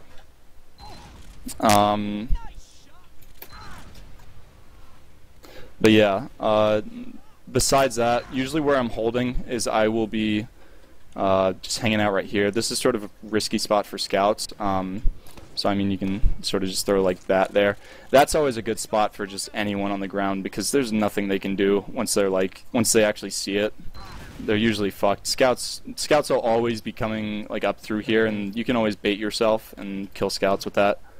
I love baiting myself. But yeah, just obvious sticky traps wherever they can't see shit. But yeah, usually I'll hold here. Wherever the combo says that like the team is coming from, I'll throw spam. Just sort of support whoever needs it. And it protects you from snipers if you're holding right here. That's what's really important. Talk a little about pushing. Defense is a lot about just getting the sticky holding on the initial entrance. Sticky traps. Yeah, stuff like that. On offense, though, what would you say the goal is on a? Let's do C since you're in C. But like, what do you think the goal is? Do you think you pretty much need to stay alive until you need to spam the point when they're defending it? Absolute. The way I've always played C with my teams is I've always been like sort of the last one in on the pushes and the last one following up. That is, unless it's crits. But we'll go over that in a second. If it's usually an Uber, usually what we'll have our team do is just basically pop through. The med will Uber up a soldier. He'll jump. And I'll sort of support him with stickies and pipes and whatever else. You can always just, through whatever door you're at, you can always spam the combo really easily. The only bad thing about sort of being the last one in is a lot of the time they'll have roamers that are waiting around the push point, and they'll sort of rush in behind your combo and kill you. That's sort of... That's a little bit of responsibility on your part to try and just sort of sticky them off, or and it's a little bit of responsibility on your combo's part to sort of have your medic looking at you so that he can sort of pass you Uber if need be. But usually what you'll have is you're going to be supporting the damage of your soldiers and your scouts rushing up. So basically, first thing I always do is spam the combo. If I see anyone else that's like on these lower rungs, I'll spam them.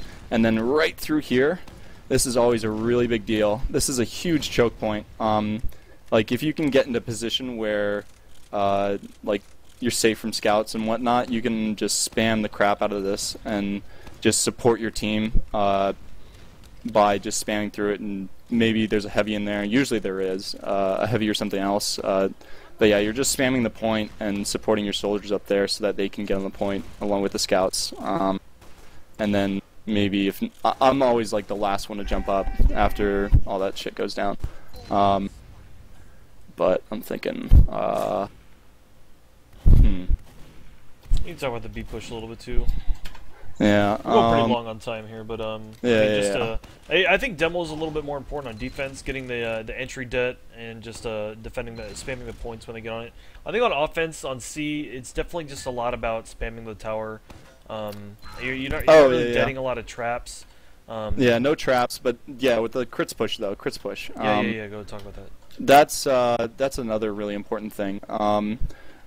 If you have the time, usually when you do have the crits, you have the time. You're gonna be catching them off guard. So first thing, immediately, just crits your way through here as soon as you can. Throw some stickies up there. Like right there is usually really good because there's people on either side right there. And then just what I love to do, even though you have stickies, it tends to be a lot more effective to throw pipes right down these like sides. That'll end up hitting anybody that's like hiding from you, and you'll get like a decent amount of kills from there. And then just sort of, if you see the combo, crits on them before they maybe get their Uber. But yeah, usually your goal is to get the combo with the crits before the Uber, before they can get their Uber off, and then your team just sort of follows you in and just styles on everybody. But yeah, essentially pushing through 2 into C is pretty much the same as pushing through 4. You're just you're going in last and you're spamming the point. Usually when I have my combo coming through here, I don't go with the combo in this push. It's not really all that safe, honestly. This is a really choky point, and they're better off just pushing alone. and like I'll push through 2 with like a scout and a soldier, and usually I'll be a lot safer that way because the damage will be drawn to them, and I'll just be spamming the point, whatever else. So moving on to B. Oh wait, did we do B defense? We did. No, just do we're doing B, offense. just yeah. a B push. B push. Or maybe just a few like general ideas on it. Like I think a lot of the times if you go from long, it's pretty much trying to work your way. Yeah. Either try and spam them back off a roof, give your roamer a little bit easier time up there, and then if you take, usually a lot of times they Uber the demo around the corner there to kill the gun. One of the things I always like doing that's a little bit riskier is if you can do it fast enough, you can kill the gun from right here without even using your Uber. If it's a ramp one? Or yeah, if it's on the ramp. Okay. If it's on ramp, you can directly pipe. Oh shit, I'm doing it badly right now, but you can pipe the gun from like right here without even touching the Uber on yourself. Like you see how like if I'm aiming, my crosshair's like right on the middle there. It just goes right around that little corner, and like sorry guys, my stickies will land like right in that area, or my pipes. Also, the other thing, if you're going through short and they have a ramp one, you can just spam shit through here. Get it without dying. God damn it. What's the CVAR for that? MP time limit 0. Is that what's changing it? Yeah, that's the time limit. Nick, do you have Archon? I don't know if he's muted. He doesn't. Okay. Well, I don't want to do Archon on stream, so whatever. We'll just keep dealing with it. All right. Well, any last ideas on pushing B, I guess? Honestly, my biggest, I always have, the demo is always very, very exposed on pushing B in this map. Like, you really want to just stick with your combo and try and get as much damage out as possible, like just support damage. I really don't think, I mean, you're basically just going to be trying to support damage on the roof and whatnot, but I feel like, honestly, pushing B is a lot more, it's a lot more on your soldiers and scouts, beyond, like, well, yeah, it's a lot more on your soldiers and scouts to do a lot of the work, I feel like, because it's really difficult to try and get decent spam on the entire team, just because they're everywhere, and they're going to be running around you and flanking you constantly. So your best interest is, like, or I guess your main goal is sort of just to try and survive. I mean, just to do at least that little bit of work that you can on the other team. But yeah. What about pushing from C? Do you pretty much just Uber out the door and then try and focus the gun? So, I mean, you usually get forced out the door. Oh, from C. Oh, yeah. Forgot about that one. What was that team that had C Bear on it a little while ago that did really? Yeah, Muscle Milk and Mullions. Hey, Bloodsire, he was on that team. I remember one of the things that they did a while ago that has I've always really loved to do. What they did was they set up 2 soldiers over here, and basically would just pocket the demo through with the medic. And what like those 2 would do is they'd sort of focus down the sentry gun, which, keep in mind, can be easily countered by the engineer picking up the gun and just walking away from like the team fight, which totally fucks the strat. There's also a risk of getting juggled as you're coming through the door if they're playing. Exactly. This is a very fail-heavy like strat, but it can work from time to time. So basically, what you do is you focus that down and then come around to those soldiers that are over here, and just like reconnoiter with them. The other thing that that I did actually with Vector a while ago was, what they would do is they would put our pocket soldier through here. They would sort of try and like draw a lot of attention and whatnot, and then me and the roamer would just sort of focus down the sentry gun if possible. And basically from there, it's just sort of it's just focusing the things in front of you, like the things that are closest to your team. If there's a sniper, basically just send someone on them. I mean, I've never had a great strong, I guess, strategy that always worked, that like really surrounded or that like relied on the Demoman. So I mean, a lot of it's always just been a lot of the work of my teammates. But yeah, you're just there pretty much to support the damage that they're doing and try and give them more shit to do. Yeah. Cool. Any last thoughts on demo on G-Pit? If you do not wear the treasure hat, you are not a real Demoman.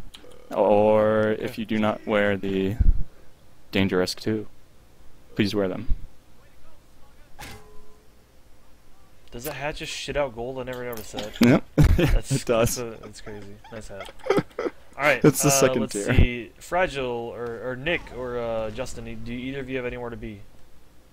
Not for some time, so I Okay. can chill. Yeah, Sam, not for a little while. Cool. Let's do scout. Let's do scout and off class. Or I'll do Nick, since me and Bud might. I'll go last. That way Nick can bail if he wants to.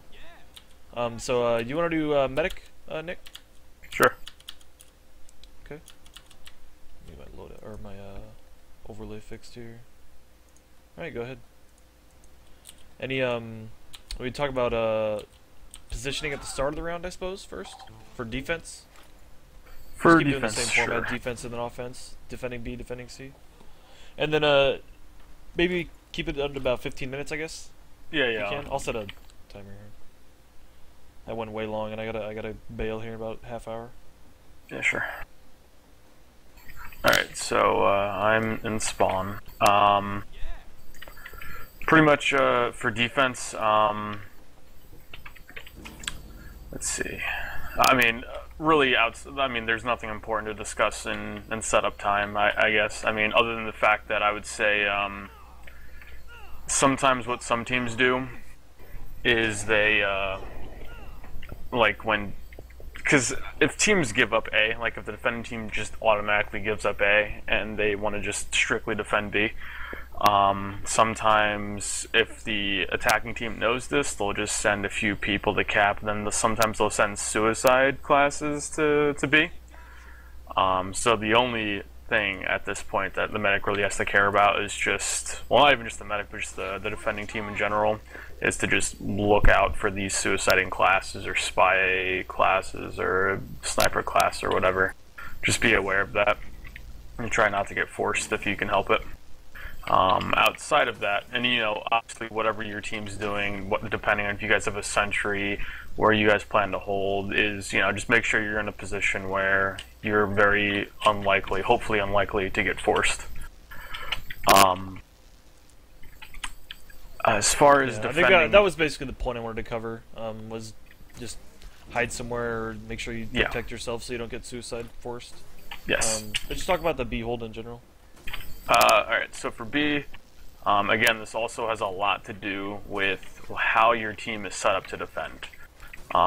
If you have the traditional spot, or I should say the classic spot, where like the sentry's here, then actually just in general, really not even just that spot, just in general, hiding behind the house here, actually keeping for some lock around here, because I think the dispenser tends to be here somewhere behind the house. Just keeping a lock on here is a fairly safe bet. The only thing to worry about is No, I think it's fragile. yeah, I don't know what the hell that was about. Okay. Am I back? Yeah. It's off. Okay. Go ahead. Yeah, I think my internet had a hiccup. Anyway, staying in back of the house is a pretty safe bet. The only thing that you really have to worry about is if if you've lost long all here, as in like they definitely have some people behind rock, because at this point, yeah, you're in a fairly safe position, even if you guys lost long and some people are behind rock. The thing that you have to worry about is bombing soldiers, unless the sentry is there to protect you. They can really just spam you from here anyway, so you just have to be careful about taking spam. The big thing about losing long is if they have a sniper. If they have a sniper who can peek you, then you can't do anything as a medic except for run towards where I am right now and just like pretty much completely get it so you can't get sniped from long. And of this course, is if you don't have Uber. I think if you have Uber by that point, you want to Uber into them anyways. It's a good idea to use the Uber like as they're coming out. You don't want to get them set up on like a defensive position by rock there. But if you don't have Uber and you need to rebuild it, sometimes they'll repush. They'll have a sniper, and I think that's what he's talking about right there. Yes, but sometimes even if both teams have Uber, sometimes it's better to just have because regardless, instead of just because even if you run back here as a medic, someone on your team has to make a play on the sniper. You guys are just not gonna be sitting here and be like, all right, well, yeah, the sniper's there, I guess we'll just hide forever. Like, no, that's just not going to happen because he's just gonna outzone everyone, and then you guys are gonna start dying. So your soldier, your demo man, they're gonna have to start spamming him. Your roamer might have to jump on the rock here. So a play has to be made because otherwise, all of you are going to be hiding behind this house or on this side of the point, and you guys won't be able to do anything. So outside of that, or again, if they're all clumped up right there, yes, you can pop on them and make them force like 5 different targets. So the only other thing you have to worry about is making sure that you have someone spotting C if possible, because you can get picked from either side of C depending on where you're standing. All it takes is one sniper shot to completely screw you. So I was about 5 minutes on the B hold 2. Any last minute thoughts on that? On B, nah, not really, honestly. I mean, you can play a little bit more aggressive with your heals, depending on like if they died or whatever. But like in general, for just actually holding, just stay in the back of the house. And if you lost, another thing is I'll be really quick about this. If you lose the roof, just make sure that you're aware that like your soldiers got knocked off, your soldiers died, and you need to be in a better position. So. Or at least just expect someone falling on top of you. Okay. Talk about the C defense, maybe? Sure.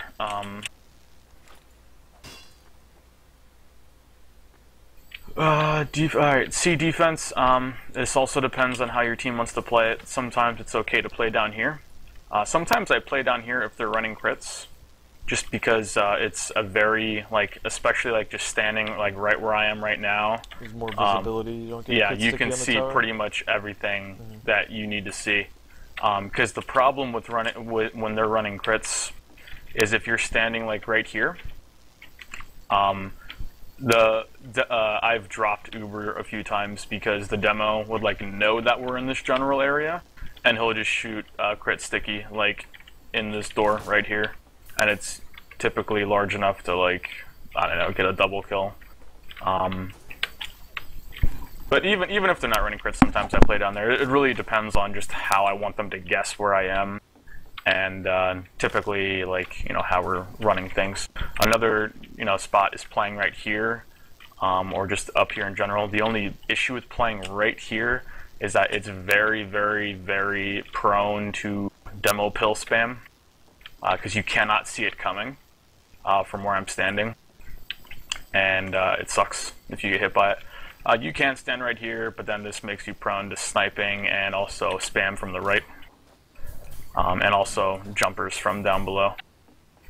So really, C defense is actually kind of difficult as medic because you can get screwed at any time. Do you think holding on the back of the tower is good? Up there? Yeah. I've seen that happen before. It's, I don't know, so I've done that a few times in a match. It really depends on if you really want to make them guess on where where the medic position is. But it's a little more difficult to get heals off on people, and I don't know. It's okay. I don't think it's the best spot, but I don't think it's a horrible spot either. It's good to mix it up, I guess.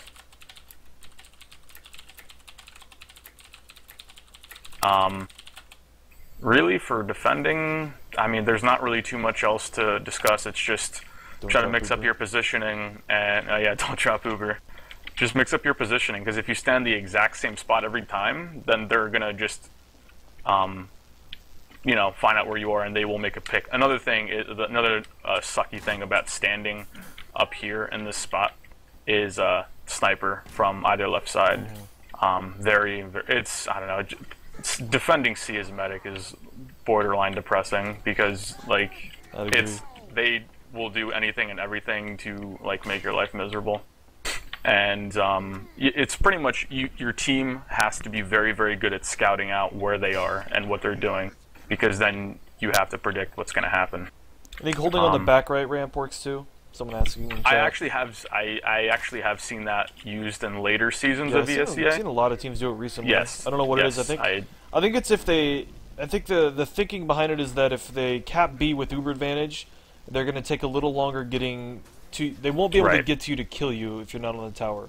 And if you're right there, they can probably get forced, and the Uber might even be out by the time they get to you.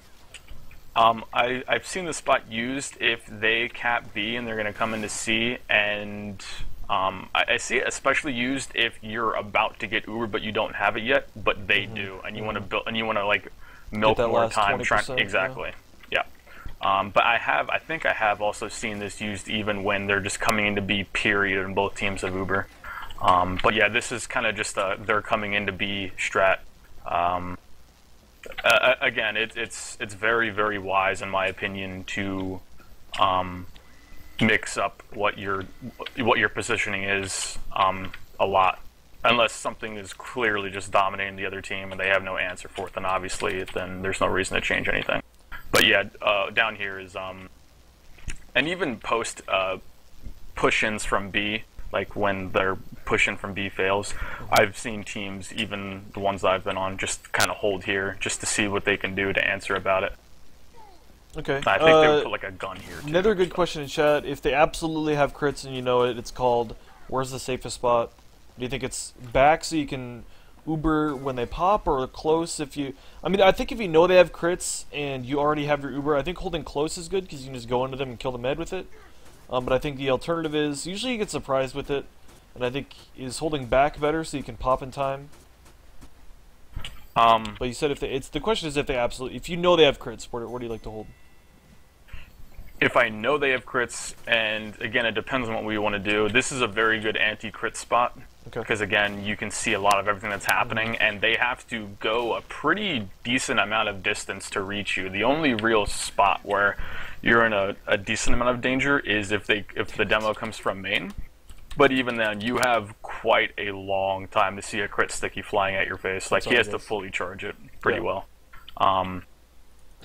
So the back left ramp is good if you want to like delay it. If you want to get in their face about it, I guess the back right ramp is also good, because they're likely going to be coming in either from the right side or from main. I mean, if they're coming from main, what you also can do is you can play up close right here. This is another decent spot, because if they're close on the right hall right here, push right into them if they don't know that you're here, or if they're coming from main and they're right around the corner, you can just literally just pop Uber right into them, like before they even pop crits, if you know that you're going to get a medic pick and like probably 2 or 3 other picks, considering they don't know that you're right around the corner. So playing up here, it's good if they don't know that you're there. I mean, even if they know that you're there, it's fine. The only problem is that like they might crits on you before you realize it. Like they might jump the gun and do it to you right around the corner, even though you're trying to do it to them right around the corner. So again, playing up there to like get really in their face about it is good. If you think they're going to go right, playing right here, like right around here, is good, as long as you have very good reaction time, because you don't want to drop your soldier or whoever it is that you're healing. And right over here is good if you want to milk it. So it really depends on what you want to do. Okay. Question from chat: crossbow versus other unlocks. I think it's probably the best crossbow map because you don't have to do a lot of running with needles or overdose. and it's not very choked at all either. So needles aren't exactly that great. So I think it's definitely probably the best crossbow map. It's definitely elevator one of heals, the. and you can even spam the entrances on a sniper or something like that, or shoot a tower.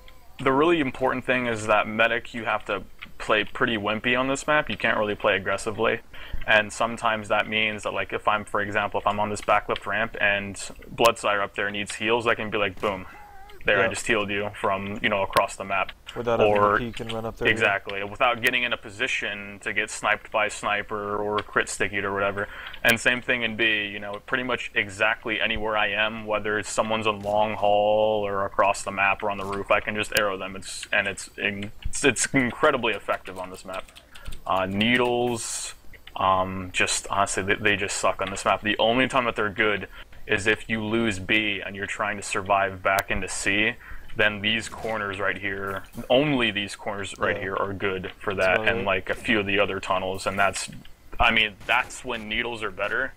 So if you think that's the only time that's really important, then, I mean, I guess you can run needles. I wouldn't say running needles on this map would be a horrible thing, but I definitely think crossbow is better overall for your team.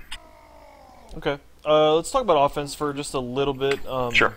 I think offense just kind of comes down to milking your Uber. Thoughts on that? Let's do the B push. Just do the B push, I guess. Okay, I'm going to do the B push. I think a lot of times you sit and spawn waiting for the A cap to happen or suicides. But once you push, I think, yeah, you're pushing B. This is an angle we push a lot in one of my IN teams through connector there. Where do you like to push from, I guess? Again, this actually matters, I think, more on offense than defense in terms of mixing up what you're going to do, but I don't really have a preference as to where we push. I would say maybe the place that I prefer to push out of the least is long haul, just because they can spot it so easily, like from a long time away before you can do anything about it. Whereas short, like, you know, the moment that they spot you at short, you can instantly jump or something like that, whereas long haul, you have to walk out and eat a shitload of spam. So pretty much, I don't know, if I'm coming out of connector here into B, just make sure everyone checks all the stupid spots that they're trying to hide, and stickies as well. And also, even when like soldiers, whoever, kind of leave this area and like kind of get out of here, I kind of still play a little bit defensively here, just because I don't know if when they know that we're coming out of the tunnel, if they're going to start bombing soldiers. Like on top of the hut there, so I have to again be careful, and also the off chance that there is a sniper at rock. So I just have to make sure that my team's on top of that. From here, you know, it really depends on what, again, your team wants to do. If you're around here as a medic pushing the backside, you just have to keep a very, very keen eye on the roof from like people jumping. Typically, your soldiers should be jumping up there, because if you don't have that height advantage, then you're just going to get shit on by the people who are on top of you. I was going to say, we could talk about, I think, pushing B just in general. Like, the way you go is kind of determined, like, what intel you have on them, like, what kind of stuff you think they're running, but that's also going to be kind of situational. But one thing that doesn't change is kind of the heal priority, I think, once the fight happens, Uber priority. So maybe talk about that more than, like, the typical pushes, like the each push route and stuff like that. Like, who do you Uber generally, and what's the focus of the Uber, and then, like, after the Ubers, who needs the heals? Damn it. How the heal order goes, is, especially for Ubers, is you know, if we're trying to get down a gun, typically we want to try to get down the gun without Uber, unless it's a big problem. Okay, well, I mean, you can keep talking about it. Yeah, it's nothing in game that I need to show. Ubers, we try to take it down without the gun. Without Uber, I mean, excuse me. We try to take the gun without Uber. But if we need to get it with Uber, then it would be the Demoman. Outside of that, we're probably going to be Ubering the pocket into, because they're all probably bunching up in the back of house. So in that case, we want to try to Uber in the pocket and get them to force, and then we kind of disperse and post Uber. Then we start healing people. If it's but pretty much when it's an Uber on this map, it's typically the pocket. Post Uber or just heals in general, this is a map where I like to heal the soldier a little bit more than other maps, just because they need to get on that roof to be effective. So I like to make sure that they have enough to get on the roof, and when they're on the roof, enough to survive some fights. Demomen, I like to keep fairly healthy, because of course a demo pick is a huge pick on any map, but I try to keep them healthy just because they can dish out a crap load of damage like at all times, considering people bunch up in the back of house. Scouts I still always love to keep at 185, but I think I still heal scouts a little more, period. But I think on this map, again, I tend to give soldiers a little bit more care than normal, but I think I still give scouts the bulk of the heals. It really depends on who needs heals, honestly, because if the soldier needs to get on top of the roof, then it's going to be the soldier. But if I see a scout, scouts at 185 on this map are completely important. Yeah, pushing once the sentry's down. Yeah, I think if the sentry's up, you really need to focus heal a demo. If you need to focus on roof control, I think healing the soldiers, and then once the gun is down, I think maybe give scouts the priority, because I think once the gun's down, that's when the scouts need to go in. 100% it. Yeah. Okay. So yeah, I think it's pretty good. Pushing C real quick, I guess. Popping. Sure. I think you generally pop out the doors. Do you ever want to try to milk out the doors at all, or not? On this map, I mean, if I know that there's not really too much of a risk going in to C, like if I know for a fact, like if the team calmed it, that they have 2 scouts, 2 soldiers, a demoman, and a medic, and the stickies are on main or something like that, or the stickies are on point, then yeah, I'll milk it a little bit. And as long as like it's pretty much known that nothing fishy is going on in terms of me like needing to be worried about getting like jumped on or having a scout hide behind the corner or something. In that case, yeah, I'll milk it a little bit, not really too much. But typically, since Uber is imperative on this map, considering this is a stopwatch map and you need to do everything as quickly as possible, there's really not too much reward for milking that extra second on this map, considering if you drop a soldier, if you drop Uber, you just wasted about literally a minute. I think that's a good point. I think popping early, it does much more. It gives you much better chances of winning the push than the risk is. Than I don't know, the risk versus reward thing. You don't get a whole lot of that. Exactly. There's not much reward when there's potential of stickies and snipers and stuff like that. So yeah. Because especially if you're coming into B, they're going to be running something. They're going to be running probably maybe a spy, maybe a sniper, maybe stickies above like 4 different parts of wherever you're coming into. They're going to try to make your push fail before it starts. So that's the whole thing. And again, it's milking your Uber on this map, in my opinion, especially pushing into C. In B, when there's like a B fight, yeah, milking there isn't a bad idea, but pushing into C, it doesn't make sense, in my opinion, to milk. But again, just your team always has to know that. Just check for sticky spots, check for the lights up there for soldiers and stuff. And yeah, I mean, I don't know. Other than that, just pop early, just so you guys don't get deaded on or anything like that. Once you're actually in C and pushing in, I mean, it depends. Sometimes, if it looks like your guys in your point are needing the Uber, then I would just give them the Uber from down here. Or if you have time to do it, or if you're coming from main, you can do it from on top of the shed here. Otherwise, just climb up the point if it looks like they don't need that Uber anymore.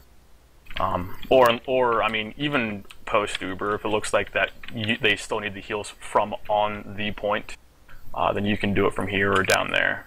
Okay. But if it looks like that they would need you on point, and they're not in like any direct danger, then yeah, you can climb. Cool. That was a good 20 minutes. Any other last thoughts on mid?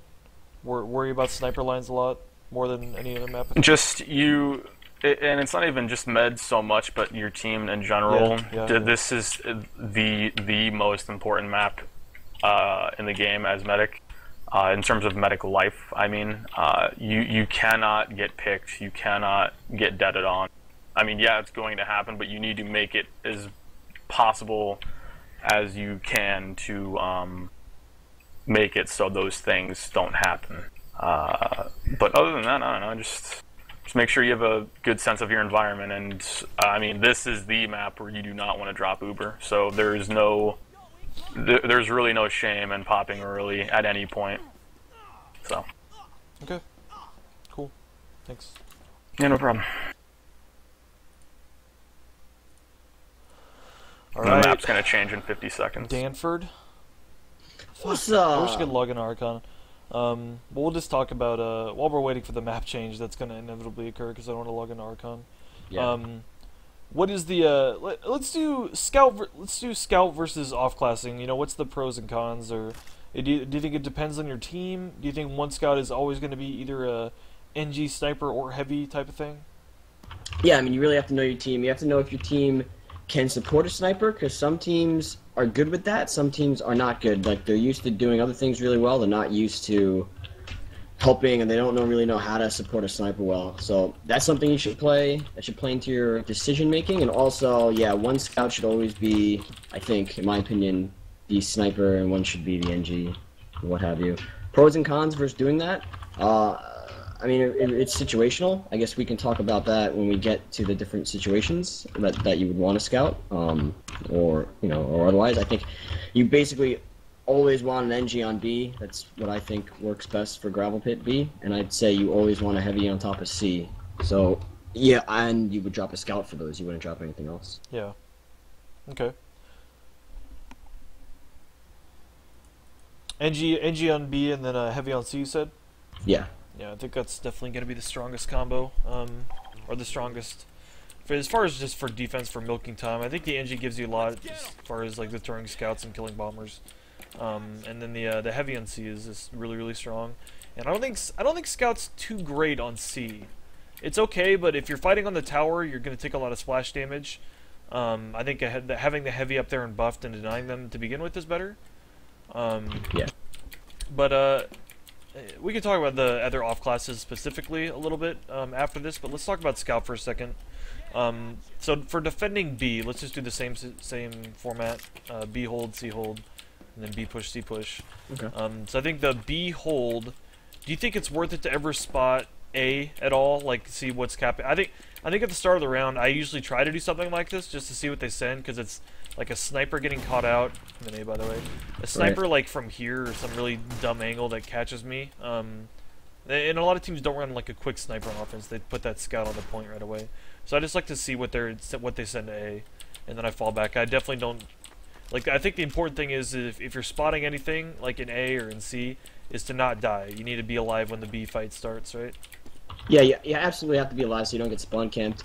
And I think whether or not you spot A depends on what you want to do once you get out of A. If you're gonna go back to B immediately, you just want to see what's going on at A. I think that's cool. Otherwise, what I like to do and what I did, I forget if it was 2 seasons ago or last season when I rang or when I played. I don't know who couldn't play. It was Clockwork or whoever. I basically just sat at the spawn here as scout, and basically you can spot anything that comes through. C. You can basically tell by the cap times who's on A for the most part, and then you can just hop in the teleporter and take it right to B if you get into trouble. Yeah, that's a good point. If you have an NG, you can play a little more aggressive in C. Just make sure you take the teleporter before you before it dies or before you die. You can even do stuff like charging up a body shot on one of these entrances, and then once they come through, or if you miss or you take your shot, then you can drop on the telly. There's lots of stuff you can do. But for scout, I think generally I spot A, and then I'll just sit here and I'll just spot this. You know, I can see if anything comes out that direction. The only thing I can't really see is that, but I can, if I just like look at this, I can see everything in my FOV. So this is kind of like what I'll do. I'll just sit here and see what I spot. If I see the medic beam here, I start like screaming that essentially, and that lets my demo know that he has to put his trap over on C, and my combo needs to get ready for an Uber fight.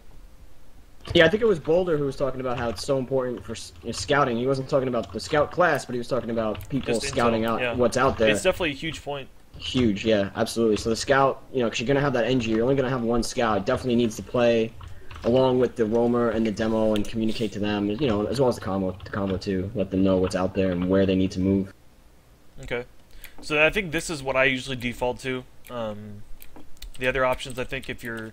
I mean, once the combo's called, then I'm going to try to get a flyby buff and rotate, and, like, either... I can help over in the tires fight a little bit, but I think I'm more useful if I come this way, and then I can get ready to fight scouts or something with my roamer, or even come over here and just spot long to make sure, like, a sniper doesn't sneak out. Yeah, I think the role of the scout on defense is basically clean up and sheepdogging your damage, so you basically want to... It's definitely a map where it's like... Yeah. It's a map where you can have like 2,000 damage and 30 kills. So. Yeah. You don't want to be really engaging any buff players. You want to be using all your double jump abilities, jumping all around. You need to be alive when the Uber fight ends, I think, and when the sentry goes down. But I think that's... I mean, it's really simple. Stay alive, watch the entrances, make sure you calm. This is a pretty good angle because you can see pretty deep into connector if they come that way, because that's a hard spot to rotate to quickly. You can have your roamer bomb on HUD if you see him soon enough. This here is another good angle because you can spot all the way down through long A or long B. I'm playing too much Counter-Strike lately. But that's on the B hold. This pill is it's tempting, but it's also kind of a death trap. I usually eat like a sticky or a rocket if I try to go for it. And also, if you come up this far, you might be getting pushed from scouts like in this angle. So I'd say be more patient for either this one or the balcony one, or the dispenser or the medic. Just be careful how far you extend once the push starts. You don't want to get caught out in a 2v1 or something like in this area. You want to make sure you're fighting near your sentry gunner, near your medic. Let's go to C. I would say, just to finish off B, always, you know, keep in mind where your demo is. If you have a big wipe against the other team and he's going to set traps, go and support him. And the other thing is, you should memorize all your double jumps around B, you know. Yeah, there's a lot of cheeky jumps. This one, I guess we could show him this one. You can do it straight off the ramp here, and then you just hold D and crouch, and you can surf onto this. It's moderately useful. You can jump into short and attack short from there. You can I like jump like this and jump to roof. Yeah, I like to do that jump out of the B house from the window, right on top. Yeah, so you come out that window down there. I mean, there's a lot of cool things you can do to escape, you know, and evade. And you should have all those down pat so that in the heat of the moment when you're fighting, from long, if you come out like this, I think, right? Yeah. Right. If you're not shit, you can get up there and then jump up there. And then this is a pretty... I mean, if you want to get on roof, roof's a good spot to sit just to spot stuff. You're not really exposed. You can just sit here like this and you're pretty much watching everything. The angles just aren't quite as good. I think getting early calls on long is important. You can crush a push before it starts if you spot that right away. Let's go over C though. Holding C. Do you like scout on C holds? I mean, a lot of times, yeah. I mean, if you don't have time to get a gun up or climb up there as heavy, I think you just stay scout. I think it's pretty much the same type of thing. You make sure you get early comms on where they're coming from. I like to hold over here in A tunnels, and I can sit all the way back here, and I can spot and see when they come in A, and then that lets my combo know they're not coming from B and that there's stuff in A halls they need to worry about. I really think it depends on how much time you had to set up and where your combo is going to play. You guys were talking about over here with the fragile back in the right, and I think if you're going to play medic over here with the combo, it would almost be better to have... If you're going to run an NG, that would be the time to do it, because you'd have the heavy on the point, you'd have the sentry denying this whole section, and then you'd have the combo back there. If your combo is going to play up front, and they're going to be rotating between the connectors here, you almost need a scout to make sure that nobody comes from 5, or no one sneaks in from 4 or 1. Because then solid angle for that. You can see, you can even watch this and see when stuff's showing down there, and if you have a buff, you can maybe take a fight right there if you want to. Right. But it's another important point where you don't want to take fights that aren't around the Uber or around the point, because if I'm committing to a scout versus scout right here, I mean that's kind of a dice roller whether or not I can win that. Plus, like a roamer could be right here just baiting, and if I go down here before the fight even happens, that's really bad. They might just push on the pick. You